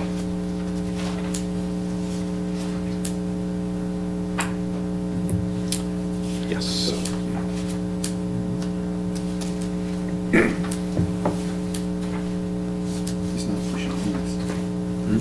I don't know. They're I don't know if using I don't know if I, It's unenforceable. I think that that is, I don't know, I think you could debate that But we don't want interpretation. We don't want to debate with code enforcement. When code enforcement shows up, it's either a yes or it's a no, right? So I think, again, to address this, my suggestion would be to amend the definition of leaf blower. Okay.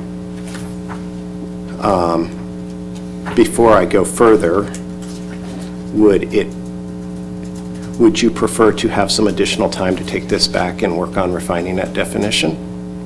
I would like to focus on the definition. I'd rather not continue the item. Okay, well then I'd like let's to keep going. get this off staff's plate and move it on. So one of the things that you stated, if you can go back to a slide before this. Okay. Yeah. This slide? You wanted, the first bullet point right there, apply operating hour restrictions similarly. Yes. Okay. So that does, when I think of applying operating restrictions similarly, I think of applying operating restrictions to the city and to its residents who, I'll remind all of us, of the people, for the people and by the people, right? Are subject to the same rules that we hold the city to. So if we're not going to allow private residents to utilize leaf blowers from 7 a.m. to 9 a.m., how are we applying our restrictions similarly to others inside the city? So what the intent of this bullet is about is removing the 200-foot distance standard so that regardless of what type of property it is, whether it be residential or commercial or mixed use or public, like that would not be a variable anymore. There would not be applicability depending upon whether it's within 200 feet or outside 200 feet. That's what we're suggesting. Yes, we're recommending an exemption for city operations. Yes, we are doing that. So that would be an exemption, we're recommending that city be able to maintain its current abilities to conduct operations. Okay. You think about the Los Mares Greenbelt down there. That's a pretty big stretch of land, and I used to jog that every morning after I'd take my son to school, around 7:45 in the morning. And there's generally operations that are going on down there to cut the grass and otherwise tend to the landscaping. Just to make sure I understand, they would not be permitted to do that from 7 a.m. to 9 a.m. as they're currently doing today. So that is it's a private park? For public benefit. For public benefit, then, yeah, unless the city is maintaining the area, then. Wait a minute, they can still mow it and trim it, they just can't blow it. Well, it depends. Depends what the definition of leaf blower is. Oh, we'll work on that. Staff intends to come back to you soon with some changes to that definition. You're not prohibiting a lawnmower. Which is just as noisy as Need your a help leaf with that. blower. Yeah. And disturbs more dust. Okay, so the point is, The other point is Forester Highlands and Talega both have expressed to you that they would be okay restricting the hours of operation from 7 a.m. to 9 a.m. and not utilizing leaf blowers in their neighborhoods? Yes, the landscape contractors that we have reached out to and homeowners associations have told us that they did not have an issue in complying with the operating hours. And so, did you reach out to Forester Highlands and Talega, which I think are the two of the larger ones in the city? I reached out to all the HOAs that our building department has contacts for. There's, I think, 30-some contacts that I made out. I did the best I could to contact every one of them. Okay. So I got a question to circle back to Adam. Sorry, I know you came for this and got on the other stuff, but at our the last time you came and talked to us here, I think we had, I went back and watched the tape. I guess I could still say tape. And I think the statement that was made was of the 12 complaints at the time prior to the new 13th over a 2-year period. Roughly 10 of those were construction related. My recollection is that 7 are related to residential lawn care. But yes, there's a lot of them, if not a majority of them, are leaf blowers being used to blow sawdust on a construction site. Okay. And so, if we're talking about that, I'm trying to, I hate legislating to, find a problem and let's go legislate, because that's what we do, Do we have tools right now to be able to control that in a construction setting? Yes. The code right now does regulate leaf blowers. The problem is that leaf blower enforcement is difficult by its ephemeral nature. And that's it. It's there, we get a complaint, we show up, and it's gone. So,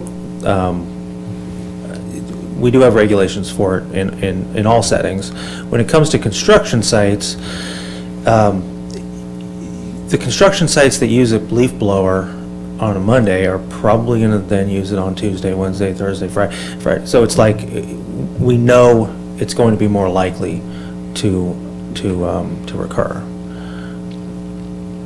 That, and again, very few complaints, and all we have to tell people is, and the complaints generally come not during permitted hours of construction noise, but on Sundays, and then we just talk to the people and just let them know when they can do construction, cause construction-related noise, and the problem goes away. So if you go out there and you talk to people, and you get a complaint, you go talk to them, and the problem goes away, candidly, why the heck are we spending all this time worrying about a solution here for something that you guys are able to go out there, talk to them, and have a discussion, and it goes away, instead of becoming a bureaucratic nanny state on top of our citizenry? Well, there's, not all of the complaints that we receive are resolved in that fashion. There are some persistent complaints that we've received regarding specific neighborhoods where we have simply not been able to make contact with the suspected individuals violating the code as it relates to noise.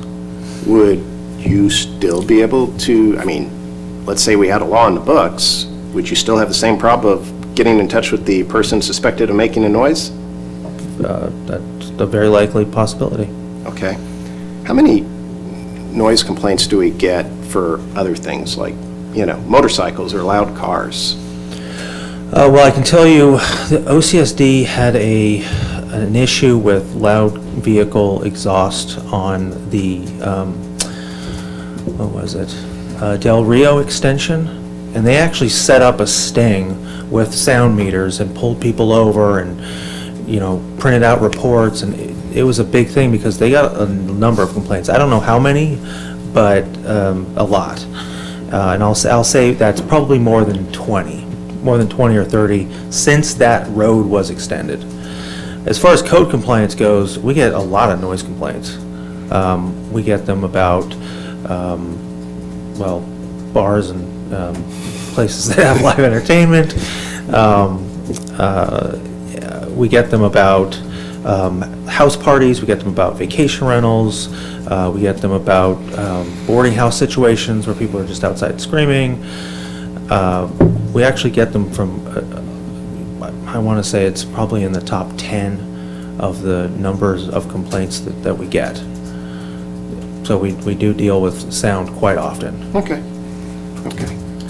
I think that's... Let me just jump in. How many of those sound ones get resolved with a citation or a fine or whatever, where actually the code enforcement is thing rather than just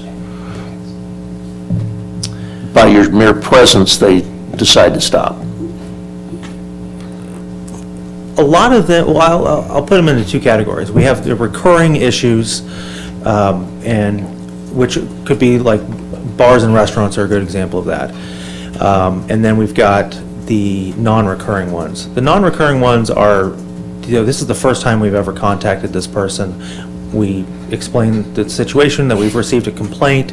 Usually it doesn't matter how loud they are. Once they know that somebody's complaining about them, they tend to keep it down. Those are resolved fairly easily. When it comes to issuing notices of correction or citations, those are recurring issues. Some of them are more managerial in nature, meaning different staff come on and they don't know to keep the doors and windows closed. But we get good response when we get in touch with the people, that are responsible for the property. Very good. Okay, I have one more question for, I've got one. okay, for Mal, real quick. As we're assimilating all this, can there be an ordinance that the city puts on the books that does not apply to properties covered by HOAs? Is that Meaning, legal, or- can we exempt HOA properties from our ordinance?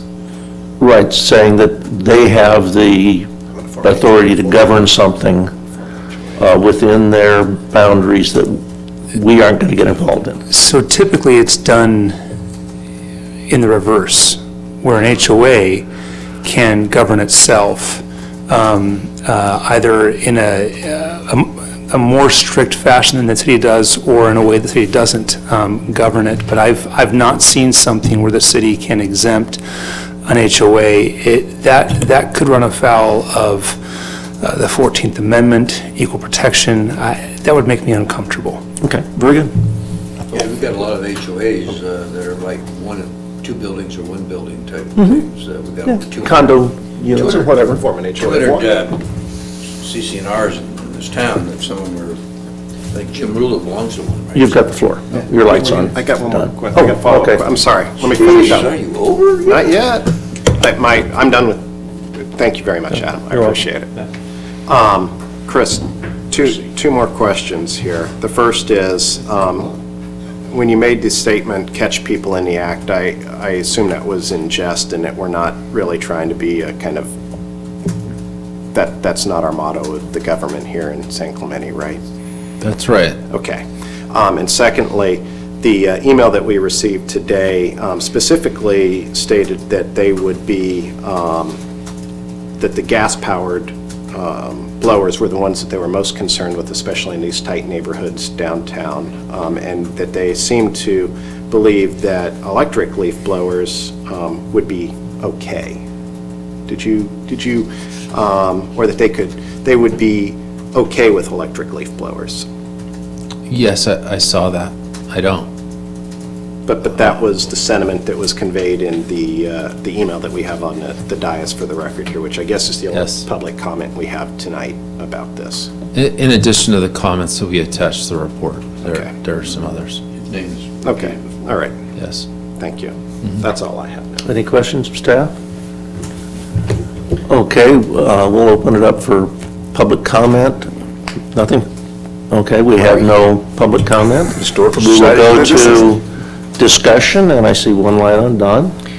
Well, I think we need to embellish. I think, Chris, do you have some words for along with Mal, the leaf blower definition there on page 2, I guess it is, or,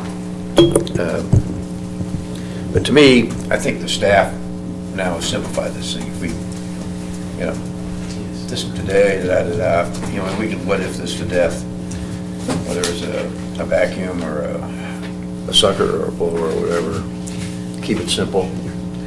So I'm kind of supportive of the staff recommendation here, but along with just an embellishment of the definition of a leaf blower. And then moving on.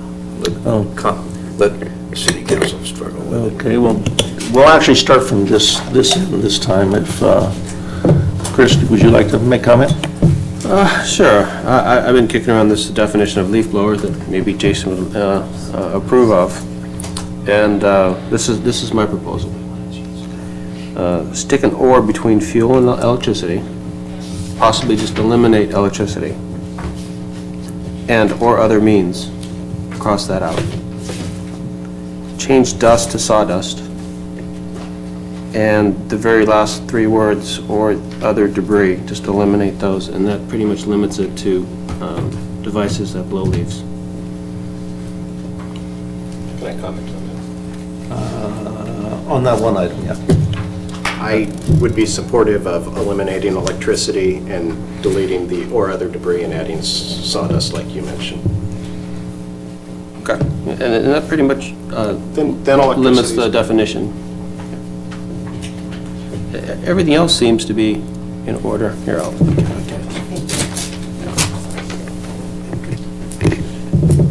everything else that the staff has done in changing it, it seems to be in order. For me. Commissioner Wu? When you eliminate electricity, you still consider electrical leaf blower a leaf blower, do you? Because that's all other means.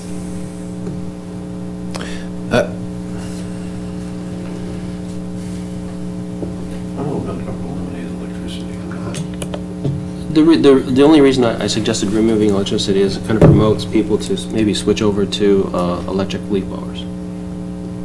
Maybe an incentive, even though they may be, some of them may be a little louder, but I would like to see more electrical leaf blowers than gas-powered ones because of the fumes that the gas-powered ones provide kind of offsets the additional noise of an electric leaf blower. If we're going to do that, I would suggest changing the name of the chapter to gas leaf blower regulations because, and the reference, the section references and the noise ordinance should say gas leaf blowers, just so people aren't having to interpret, does this apply or not apply, you know, so it's explicit. If I can just chime in briefly on this topic. So I've been researching, trying to find a state law definition of leaf blower. Unfortunately, I can't find anything. It is interesting, this definition is almost directly in line with nearly every other definition that I'm finding statewide, from LA to Santa Barbara to San Francisco. I mean, this is the definition. Is it perfectly tidy? No. Are there holes in it? Yeah, there are. If a judge got a hold of this, would he understand what a leaf blower was? Yeah. And is he going to find that Jason using his hair dryer to blow some leaves was a violation? No, he's not. But so it's not perfectly clean, but this is, from what I'm reading, as good as anyone has done statewide. Okay. Thank you That very isn't much. to say that it's perfect. It just is. It just is. The only revision to that definition I would propose is to change the or to and. In other words, the equipment is designed and operated. So it's used as it's intended to be used. And other than that, I think the definition is good for me.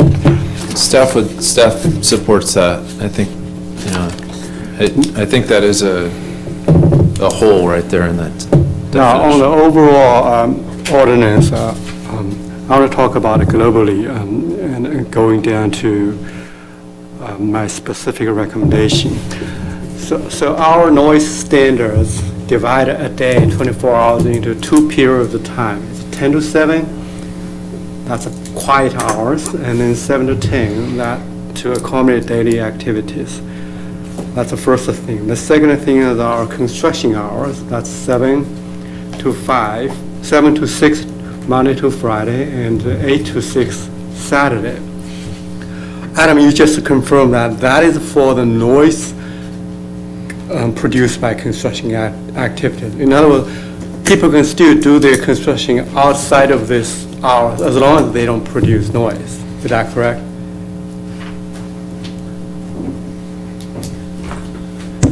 Yeah, it's as long as they don't create enough noise to violate the decibel levels in the noise ordinance, they can do construction 24 hours a day. Okay. I mean, you can put tile on the ground and you can grout that tile all day long because it's not making any noise. Right, okay, thank you. And so the third thing about time limit, there's actually no time limit for home maintenance related activities.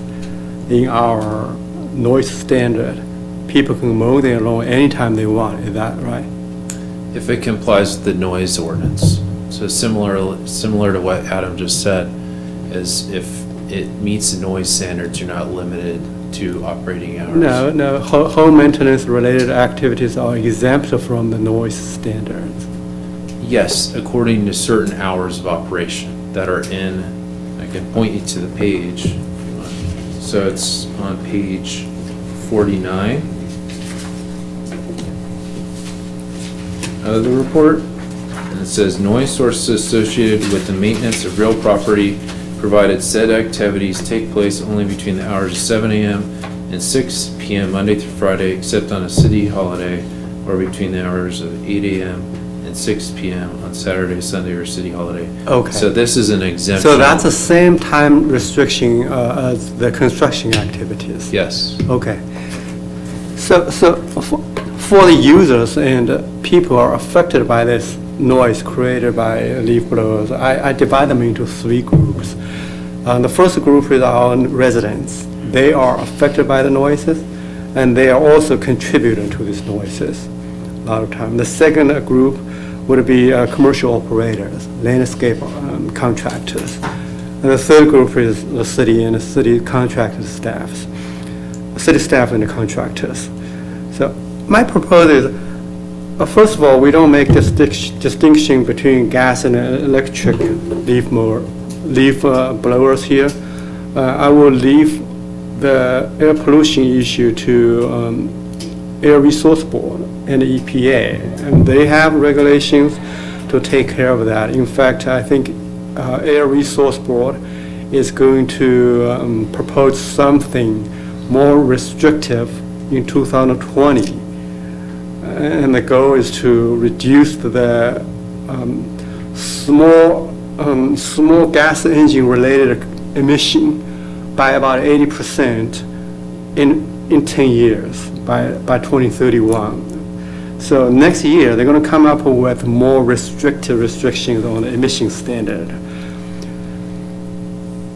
And also I agree with the staff about not to have the distance restrictions. But I will talk about it later. I want to have a hour limit only for leaf blower operation. For the residents, I recommend we use the same time limit for the construction hours, just 7 to 6 Monday to Friday and 8 to 6 on Saturday. So that will keep them the same as the construction operation and other home maintenance operations. I even recommend that we allow them to do it on Sunday, maybe. Now, on the commercial operator, we can put a little more restriction. We can have them to start from 9. And they can still finish it by 6 o'clock. So it's 9 to 6 for commercial operator, but 7 to 6 for residents, Monday to Friday and Saturday.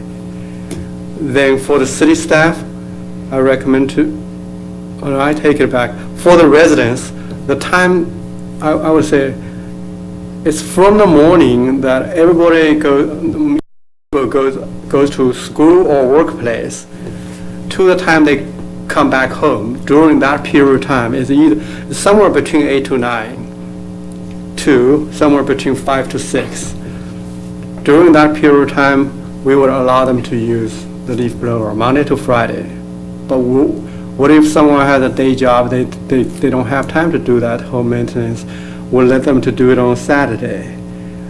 On commercial operator, we put a little more restriction. We say you cannot start it until 9 o'clock. For the city staff, I recommend that we allow them to start it from 7.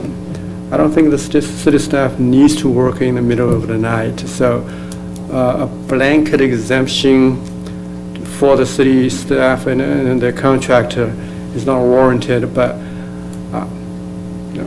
we'll let them to start from 7. But if there's any emergency, that's a separate issue. So that's my recommendation. Any use of a leaf blower during the restricted hours will be a prima facie violation, unless the operator can prove that it still meets the noise standard. And the reason for that is someone may have a big lot or they're working on a park. As long as they can demonstrate to the code compliance office that yes, they're operating outside of this allowed hours, but the noise still does not go beyond the noise standard, then that would be okay. But the burden of proof will be theirs. If you live on a lot that's a couple of acres and you're sweeping leaves in the off the concrete patio of your house, which is located in the middle of the lot, you're 200 feet away from your neighbors, you certainly be okay to do that anytime you want. Because reasonably, by the time the sound travel to the perimeter, it would fall underneath those the residential noise standard, which is a 55 during daytime, I believe. So overall, that's my recommendation. Thank you. Commissioner Rowland? Thank you. First, a word on the definition. I'm actually fine with the definition. I think, Mal's illustration is good. Is it perfect? No. Is it good enough? I think so. One of the main characteristics of the definition is it specifies that you're there to blow leaves, grass clippings, et cetera. If I get an air compressor and jury-rig a garden hose to it and use it to blow leaves around, that's a leaf blower. But if I don't, then it's not. I think in your example with a hair dryer, that's not a leaf blower because you're not blowing these trimmings and cuttings. It's more of a dog dehumidifier, So so I'm actually good with the definition. I think it gets it across. I think with this whole thing, I worry that we get a little wrapped around the axle with stuff like this. Is there an issue? I think there is with some people. I think these are loud devices. I think that they throw particulate matter up. They can throw your stuff onto somebody else's property. So some regulation. Is some regulation due? Well, probably. Is this perfect? Probably not. But I think it's not a bad sort of small increment of regulation that'll let us say, is this going to improve the situation a bit? Now, if we go for a year or two and it doesn't improve the situation, maybe we need more, maybe it's just not going to work, or maybe it improves it incrementally and we use that as a guideline for what goes forward. But, there's things I'd like to see. I think the hours of operation could be a little, more in line with the landscaping, general landscaping stuff and leaf blower stuff. I think it makes it a little more difficult to sort of say what device can I use when. But sometimes, the perfect is the enemy of the good, and I think this is worthy as taking an incremental step forward and seeing if we can at least solve part of this problem, which for some people in the city is an issue. So my recommendation is we accept staff's recommendation. We keep this definition. If something needs to change about it, if people really start, splitting hairs and saying, well, I jury-rigged something and I'm not calling it a leaf blower, then we'll deal with that problem when we come to it. I don't know if that's really going to be a problem with this. So that's my recommendation is rely on staff's work with this and then maybe revisit it in a year or two and see if things need to be changed. Okay, I'm going to jump in. I'm going to take a whole different tack on this and just ask a question. On page 2, who hasn't read the paragraph about improved enforceability of operating hour restrictions? We're in a situation where in this document it says we can't get a city person out to a site for 48 hours to enforce this. Is that correct? If you get 20 leaf blower calls, are you going to get somebody out there even the same day? Our short answer is yes. The work of code compliance has changed over the years. Our performance metrics are based on what code compliance traditionally does, which is receive a complaint, investigate the allegation of a violation, which is usually related to building building codes, zoning, things that are just there. They're not immediate threats, or immediate concerns, I should say. If it's an immediate threat, OCSD is your point of contact. That started to change when we had things like vacation rentals, where we needed somebody to go out and verify something that only exists for a certain amount of time. It's only been a few years that we've had a swing shift that operates at night. All the violations that would be reported about bars and restaurants being loud, those would always go to OCSD. So the work has changed. Our performance measures are slowly being adjusted to reflect that change. So this is the long answer to my original short answer, which was, yeah, we'll get out there that day. But it's during the day. It's probably not when the event's occurring. I don't see any way you can respond that quickly. I'll tell you where I'm going with this. I understand what you're saying. It depends on the availability of staff, where it's actually located, how well the complainant identifies the location, and all those factors together will determine how fast we can get out there. Okay. Thank you. I'm looking at the fact that we've got these 25,000 households. We've had minimal complaints. This appears to be a Band-Aid at best solution to a sound problem, not necessarily a leaf blower problem, but a sound problem. We've got a lot of more important, bigger issues in the city that code compliance can focus on versus leaf blowers. We're only here to make a recommendation to City Council on what's been presented to us. But if I was to start from scratch myself, I'd say leaf blowers are more of a pollution issue than necessarily just a sound issue. Things are being blown into the gutters, onto the streets, they're going into the ocean. You're not supposed to blow dust onto neighboring properties. Good luck enforcing that. Did the dust come from your lot or the other guy's lot? It's just, I don't see that it's enforceable by these cryptic hours of one guy can start at 7, one guy can start at 9. I just don't see code enforcement putting the manpower into that and making it work. Can I make a suggestion on that? Well, Okay. I'll tell you where I'm going with this. Okay. So I think for how important this sounds and what we're doing, I think we're making it more difficult. We've got sound things on the books now.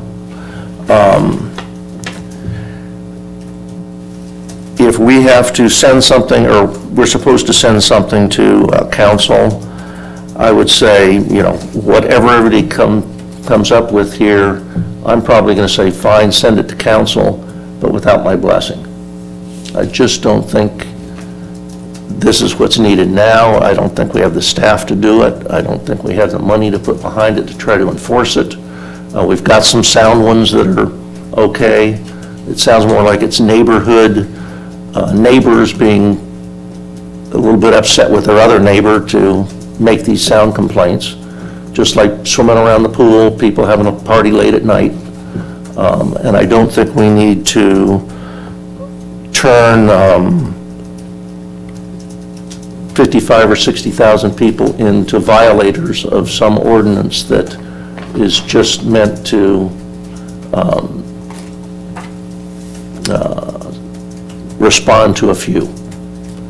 So whatever we come up with, I'm thinking here that I will probably say, yeah, move it along, but I will probably not support it. I'll say that I don't think it's the right thing to do. Mr. Chairman, if I may just chime in on some procedural issues.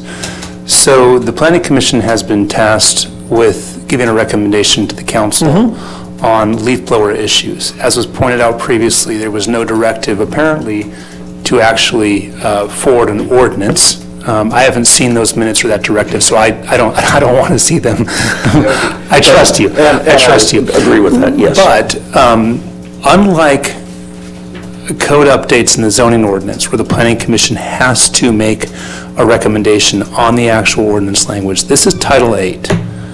The council can act on its own on Title VIII.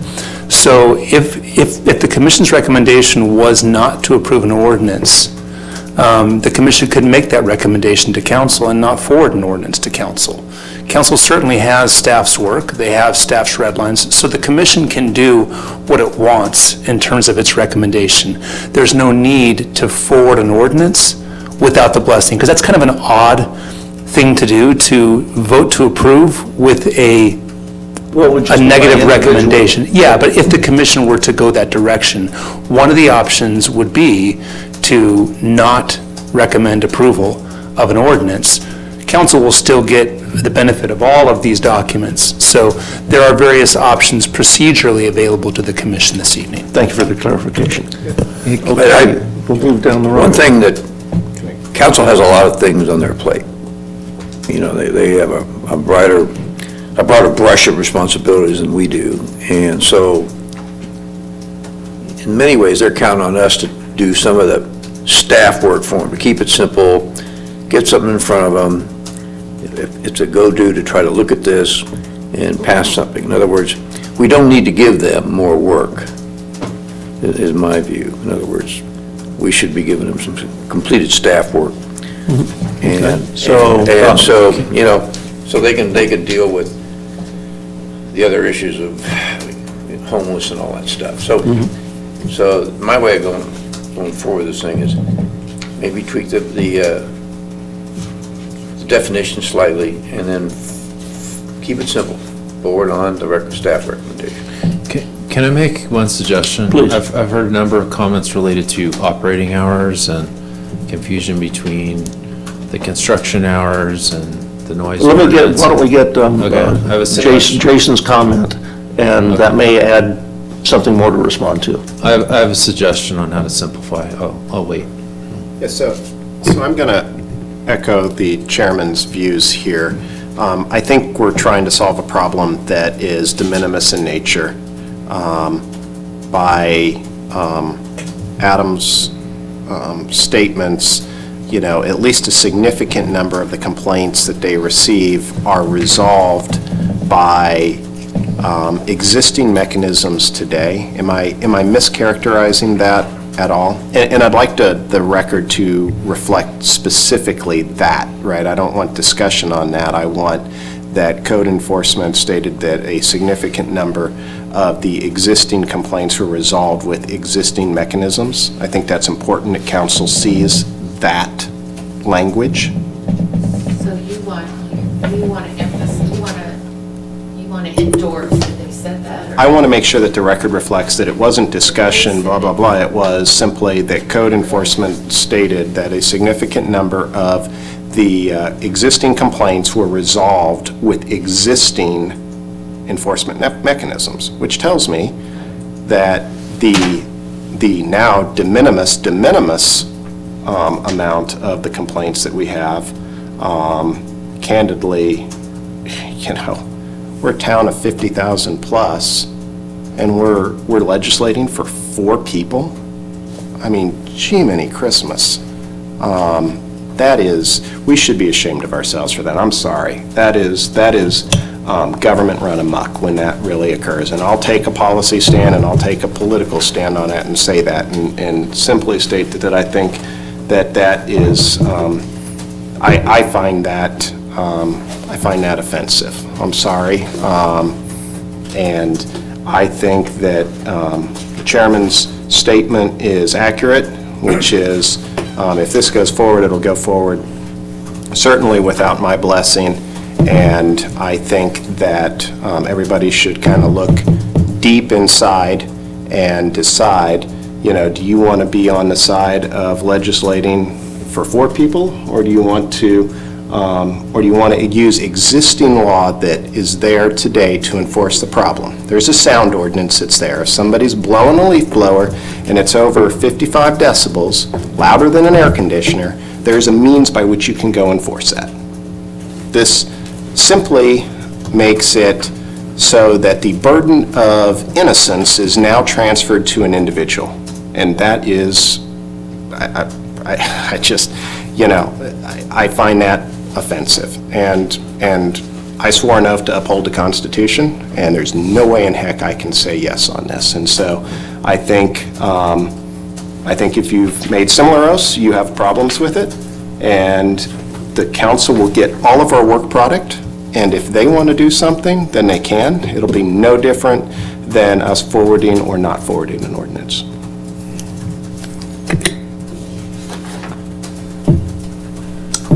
If I may. Commissioner Wood? Well, I think we can find a common ground here. I agree that we don't need unnecessary extra regulation on people's daily life.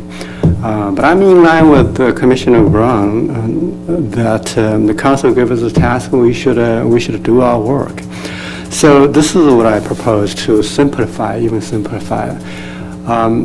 Keep the below time limit for residents as the same as home maintenance, as Adam just mentioned.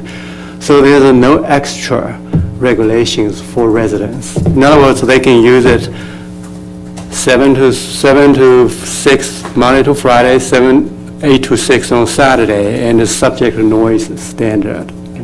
So no change to that.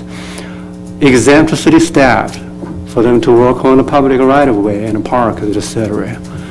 And then restrict the commercial operator, the starting time from 9 o'clock in the morning. That's as simple as it can be. I'd like to... The beauty of this ordinance is that it puts in some of the requirements that the state's coming down with onto the equipment. And if we don't have something on the books, then how can you afford that says you will meet ANSI standard and so at so many feet, so you get a quieter blower out of this deal. Except that the state trumps whatever we do. So can staff make a recommendation? Just based certainly. on some of the comments? Okay. This is a discussion. Sure. So I think really when you look at what's in here, I'll say that after the planning commission meeting, when we looked at this, we were looking to, before we went to city council, we saw some concerns, like I pointed out, and we were trying to address those concerns. I'm listening to the comments tonight, and my suggestion, based on the comments I'm hearing, is to remove, so on page 11, so on page 11, at the top, we talk about section 4.8.48.090 exemptions and noise standards. Like, I would just remove that. I would not change the noise ordinance. Keep it as is. Then, in the leaf blower operations, I would remove subsection A. I would remove that too. So what that means is the comments regarding maintenance of the existing operating hours for real property, for weed abatement, all these things that we have right now regarding the city's noise ordinance would remain in place. There would be no changes to the operating hours, right? Everything would be status quo. But what we would be getting out of this ordinance then would be subsection B and C, and that would provide some controls related to not spreading debris onto other properties, which I think is reasonable, not spreading debris on your neighbor's property. Seems just reasonable. And So then- there's no ordinance for that currently? I'll let Adam talk about that in a minute, but let me just comment on the last thing. So, and then item C is regarding the ANSI standard and commercially operated blowers phasing in over a year. I think the reason why staff supports that is because really what it does is it makes commercially operated leaf blowers be brought up to date into current standards. If you have old equipment that hasn't been updated, say for 8 years, it's going to be a lot more polluting and noisier than the equipment that you can get today. So this would bring those older equipment up to date.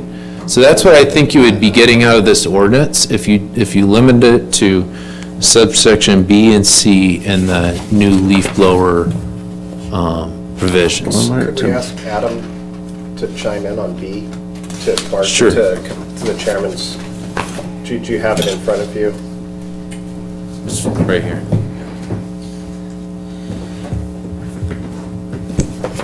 The municipal code, Title 8, does talk a lot about litter and placing litter on other people's property, placing litter into the street. Litter, I believe there's a definition, and I'm trying to find this right now. Let's see. I believe that the definition of litter is, includes, yeah, so it means garbage, refuse, and rubbish, which garbage, refuse, and rubbish are then further defined. And yard clippings is part of rubbish.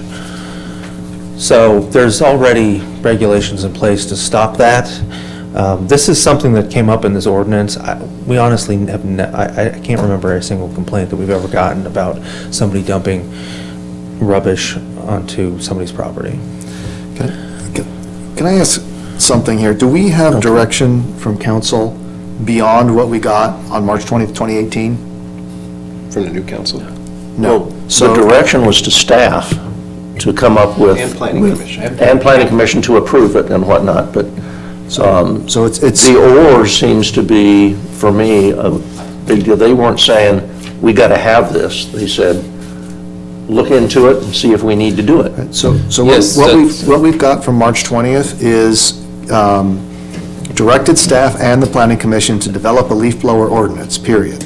Council indicated it is not interested in banning all leaf blowers, but may consider establishing regulations on the use and possibly banning gas-powered leaf blowers. I think I brought this up the last time we talked about this. This is all well and good, but I think one of the reasons why we go around and around and around with this is that there's no purpose, there's no goal here. What are we looking to accomplish by changing a leaf blower ordinance? Are we looking to lower the volume? Are we looking for health issues? Are we looking for something else?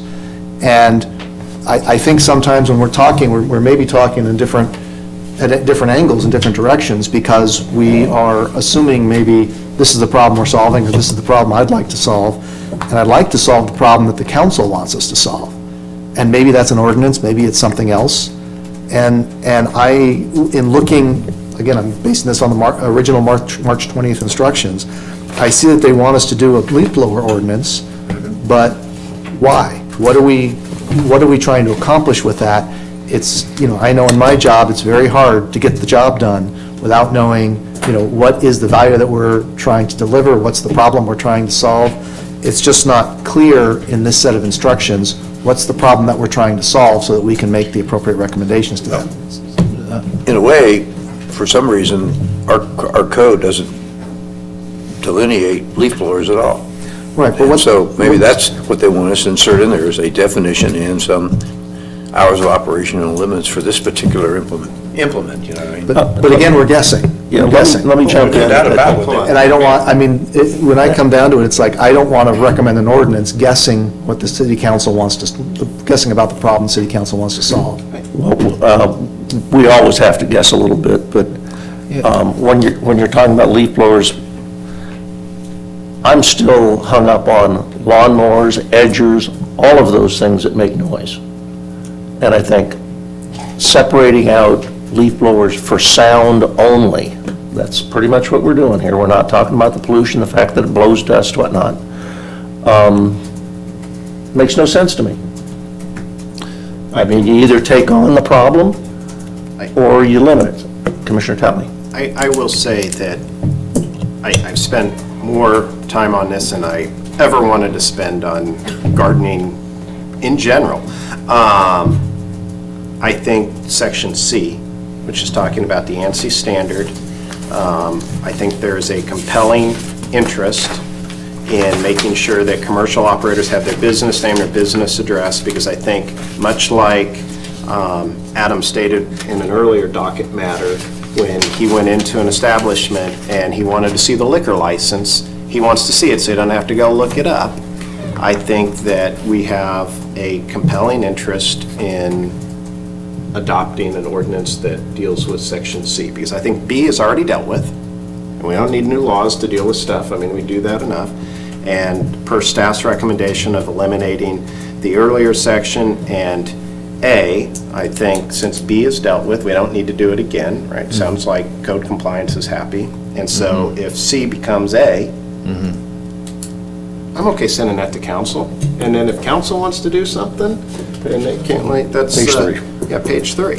So basically, we're going to define a leaf blower, which I think is not the best definition, but okay. And then we're going to say that a commercial operator has to use newer equipment because of all of the reasons that we've discussed. And they have to have business name, address, and things like that on there, which probably serves more purposes than one. It's probably a good way to get to some of that stuff. And then we satisfied the council's mandate, which is we looked at it, we adopted a necessary, we found this was the one regulatory area that we thought made sense, that we could agree on, and we sent it to them. And then with their plenary power, they can do whatever they want or nothing. Commissioner Talley? Or, excuse me, Rulon? I could get behind that. It's simple and straightforward, but I think we might want to add one more thing to it, which is to indicate that that's as far as we felt we could go, given the direction we were given. And that if they want us to do more, we're happy to, but we need to understand the problem that the council wants to get solved. And remember, this council was a different council than what's constituted today. Right, and they may have different ideas. And they may just want to take it and run. Yeah, but I think we should make it clear that while this is fun, I think it's sort of like, boils it down, it kind of reduces it to good component parts. It's like the reason we're just recommending this is because we're not sure what you want to solve. If you got stuff you want us to solve, great, give us that and we'll sink our teeth into it. I'm going to take a position on that, to the best of our understanding, this is what we think needs to be done. And it's a response to city council, and I don't want to just blanket push something through just because they asked for it. We've got to make sure we're happy with and think it's the correct thing to do. Is code compliance and staff comfortable with what we're doing here? Yeah, I think planning staff is comfortable with eliminating everything but C, because I guess, I didn't work on this from the beginning. The planning commission knows that. Coming into it fresh, and the way I've been seeing it is you have these exemptions on the noise ordinance setting operating hours that different activities are limited to, and that those operating hours are set in place to address a variety of things, like Commissioner Crandall mentioned, leaf trimmers, leaf blowers, lawnmowers, all this sorts of equipment, right? That addresses all the equipment. And so I think this subsection C really gets at a variety of issues that can't be addressed without this regulation, like making sure old equipment's updated, which really would affect pollution and noise levels. And a lot of leaf blowers are commercially operated, so I think it could have a positive impact on noise and pollution in the city. Okay, before we have everybody talk, can we just summarize what we're doing here? Sure, we can do that. Go ahead. If I could, this is the one section of the ordinance that really actually means something to the finished user, which is enforcement here. Commissioner Wu had mentioned prima facie violations. This allows us to not have to pull out a sound meter to go find a violation. If we're looking for a sticker, and if it doesn't have a sticker on it, that's the violation. If it does have a sticker on it, that sticker is going to say it's been tested at not more than 65 decibels from 50 feet. I'm going to venture to guess that the complaints that we receive are about leaf blowers that would not meet that standard. that they're louder than that. So I want to say, I think that that's the critical thing. What I do want to make sure that it's conveyed in the code is that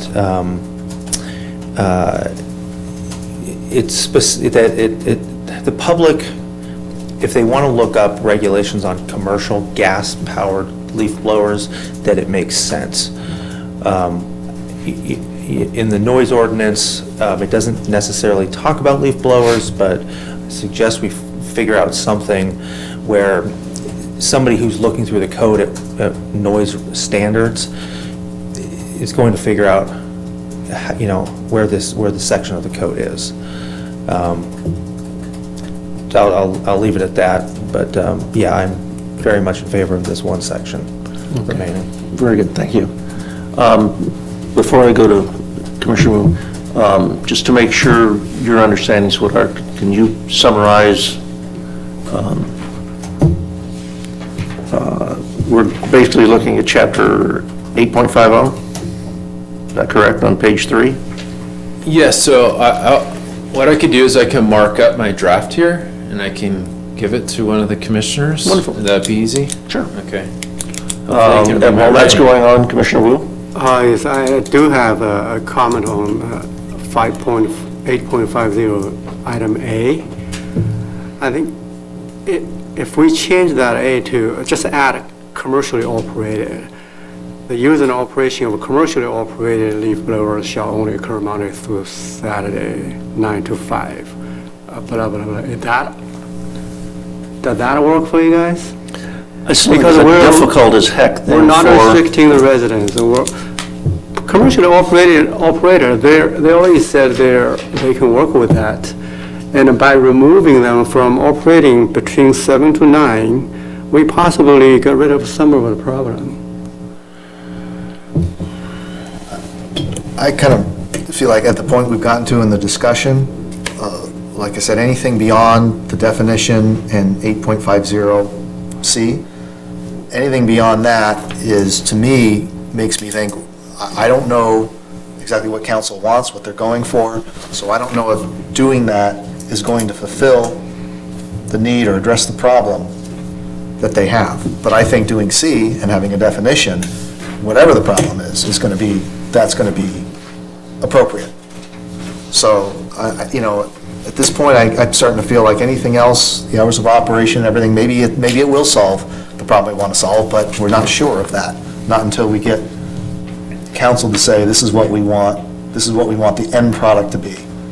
And until we know that, I think I can go the definition and see, but not much further. And I will say, we keep talking about what council wants. We've spent far more time discussing this, researching it, getting into the depth of it, trying to figure it out than council will ever have the opportunity to do. Well, how So about if we feel good about the product we're putting out, I hope they respect the fact that we've done our due diligence, and maybe we came to a different conclusion than they originally put out, but that's the process. Right, I agree. How about we do straw vote on each item here? We can do that. Let's wait for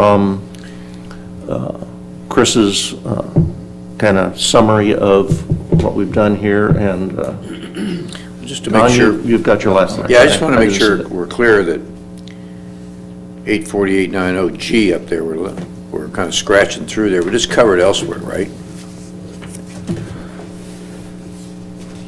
We were trying to harmonize, you can maintain real property from 7 to 6 and Saturday and all that, so you can run your leaf blower there at that time. Is that correct? He's going to get rid of the except leaf blowers, which are subject to section 8.5. That's the only thing he's going to eliminate. Right, because the rest is existing in the statute. I mean, the leaf blower will be treated the same as the other lawn maintenance. As Bart Crandall's lawnmower and the Weed eaters, weed whackers. and the saw that's going to make the stairway and all that stuff. To that end, we don't need any extra regulation. Just eliminating that one little subset. I just want to make sure. Correct. And all of it, right? Wait. Kiss. Let's, one at a time. Let's go to Chris. So we're going to get rid of the sentence, and all of A. A no longer exists, right? A and B no longer exist. A and B no longer exist. Can you give But us? I think Chris has marked up his, and I think it's going to come down that we have definition.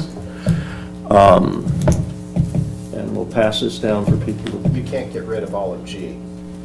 Oh, you're just, Sure. that's right. We're just not getting rid of the amending it. parenthetical. We're not amending the No, noise we're not ordinance. amending It stays, they No, just no, no. eliminate it and leave it. It stays as is, no changes to the noise ordinance. Oh, very good, very good. Yep.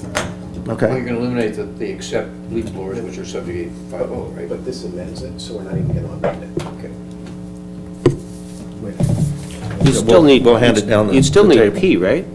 No, because what we're saying is the noise ordinance and the leaf blower regulations would both apply. So you wouldn't be deferring noise issues to the other chapter.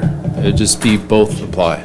Well, C says commercially operated leaf blower operated.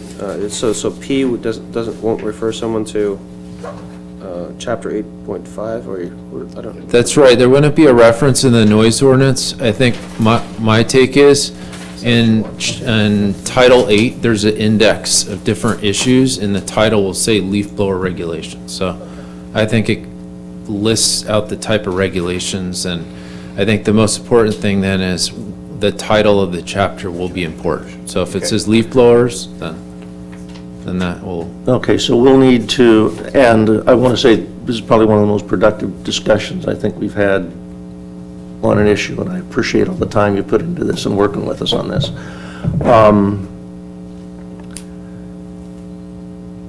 We're going to have to get a new resolution. Let me, Oh. I'll make a motion with it once it's been vetted. So will it have to come back where the resolution comes back here for approval, or we can do it all right no, here? no. Good, very good, just want to make sure. Sends it down. Yeah. Okay, this makes sense. Thank you. Commissioner Talley. After all of that, I will make a motion. Can I ask you a question? Can I ask you a question before you make a motion? One motion, certainly. No. Well, Commissioner you Wu. can make a motion first, but I want to ask Adam a question. Let's take care of it before the motion, and go ahead. Adam, how many of those complaints happened in the morning between 7 to 9? That's a good question. I don't know off the top of my head. The way that our complaint tracking system works does not, the way that we culled that information out of the system, I don't know that it identified the time of the day in which that complaint was lodged. So, based on your personal experience, when you go to construction site, people complain about them using a leaf blower to blow away debris. For most of the time, when did that happen in the day? The construction-related noise complaints we get on Saturdays and Sundays typically. It's very rare during the week that we're going to get that complaint. What I can tell you about the residential complaints, because I've spoken to some of the people who have complained about it, is that it's generally midday on a Tuesday, Wednesday, Thursday, and it's disturbing.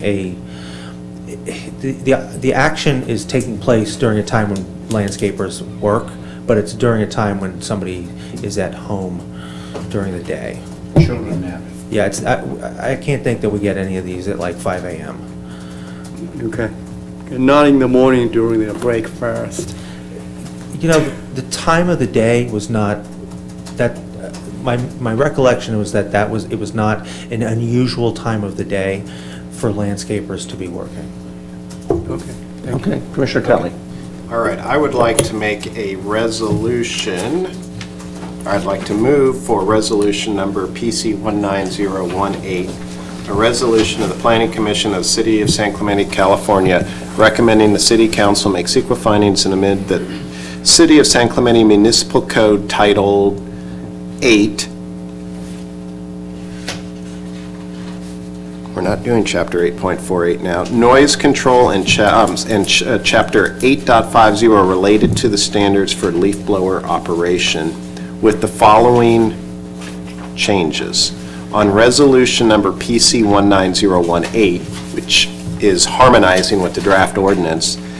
The second paragraph is whereas, and it should now read, whereas on March 20th, 2018, the City Council of the City of San Clemente received a report and heard public comments on the operation of leaf blowers and directed staff and Planning Commission to consider an ordinance to establish regulations on leaf blowers.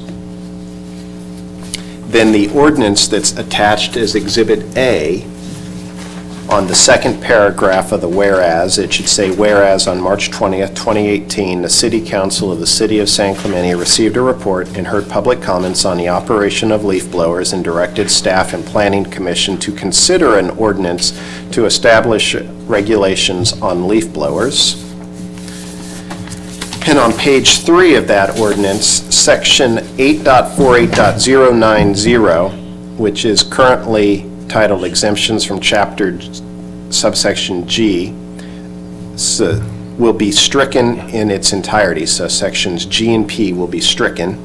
And Chapter 8.50, leaf blower operation, is hereby added as follows. Paragraph A is deleted, paragraph B is deleted, and paragraph C becomes paragraph A, which states, as it is, the use and operation of commercial, or of leaf blowers must comply with Chapter 8.48.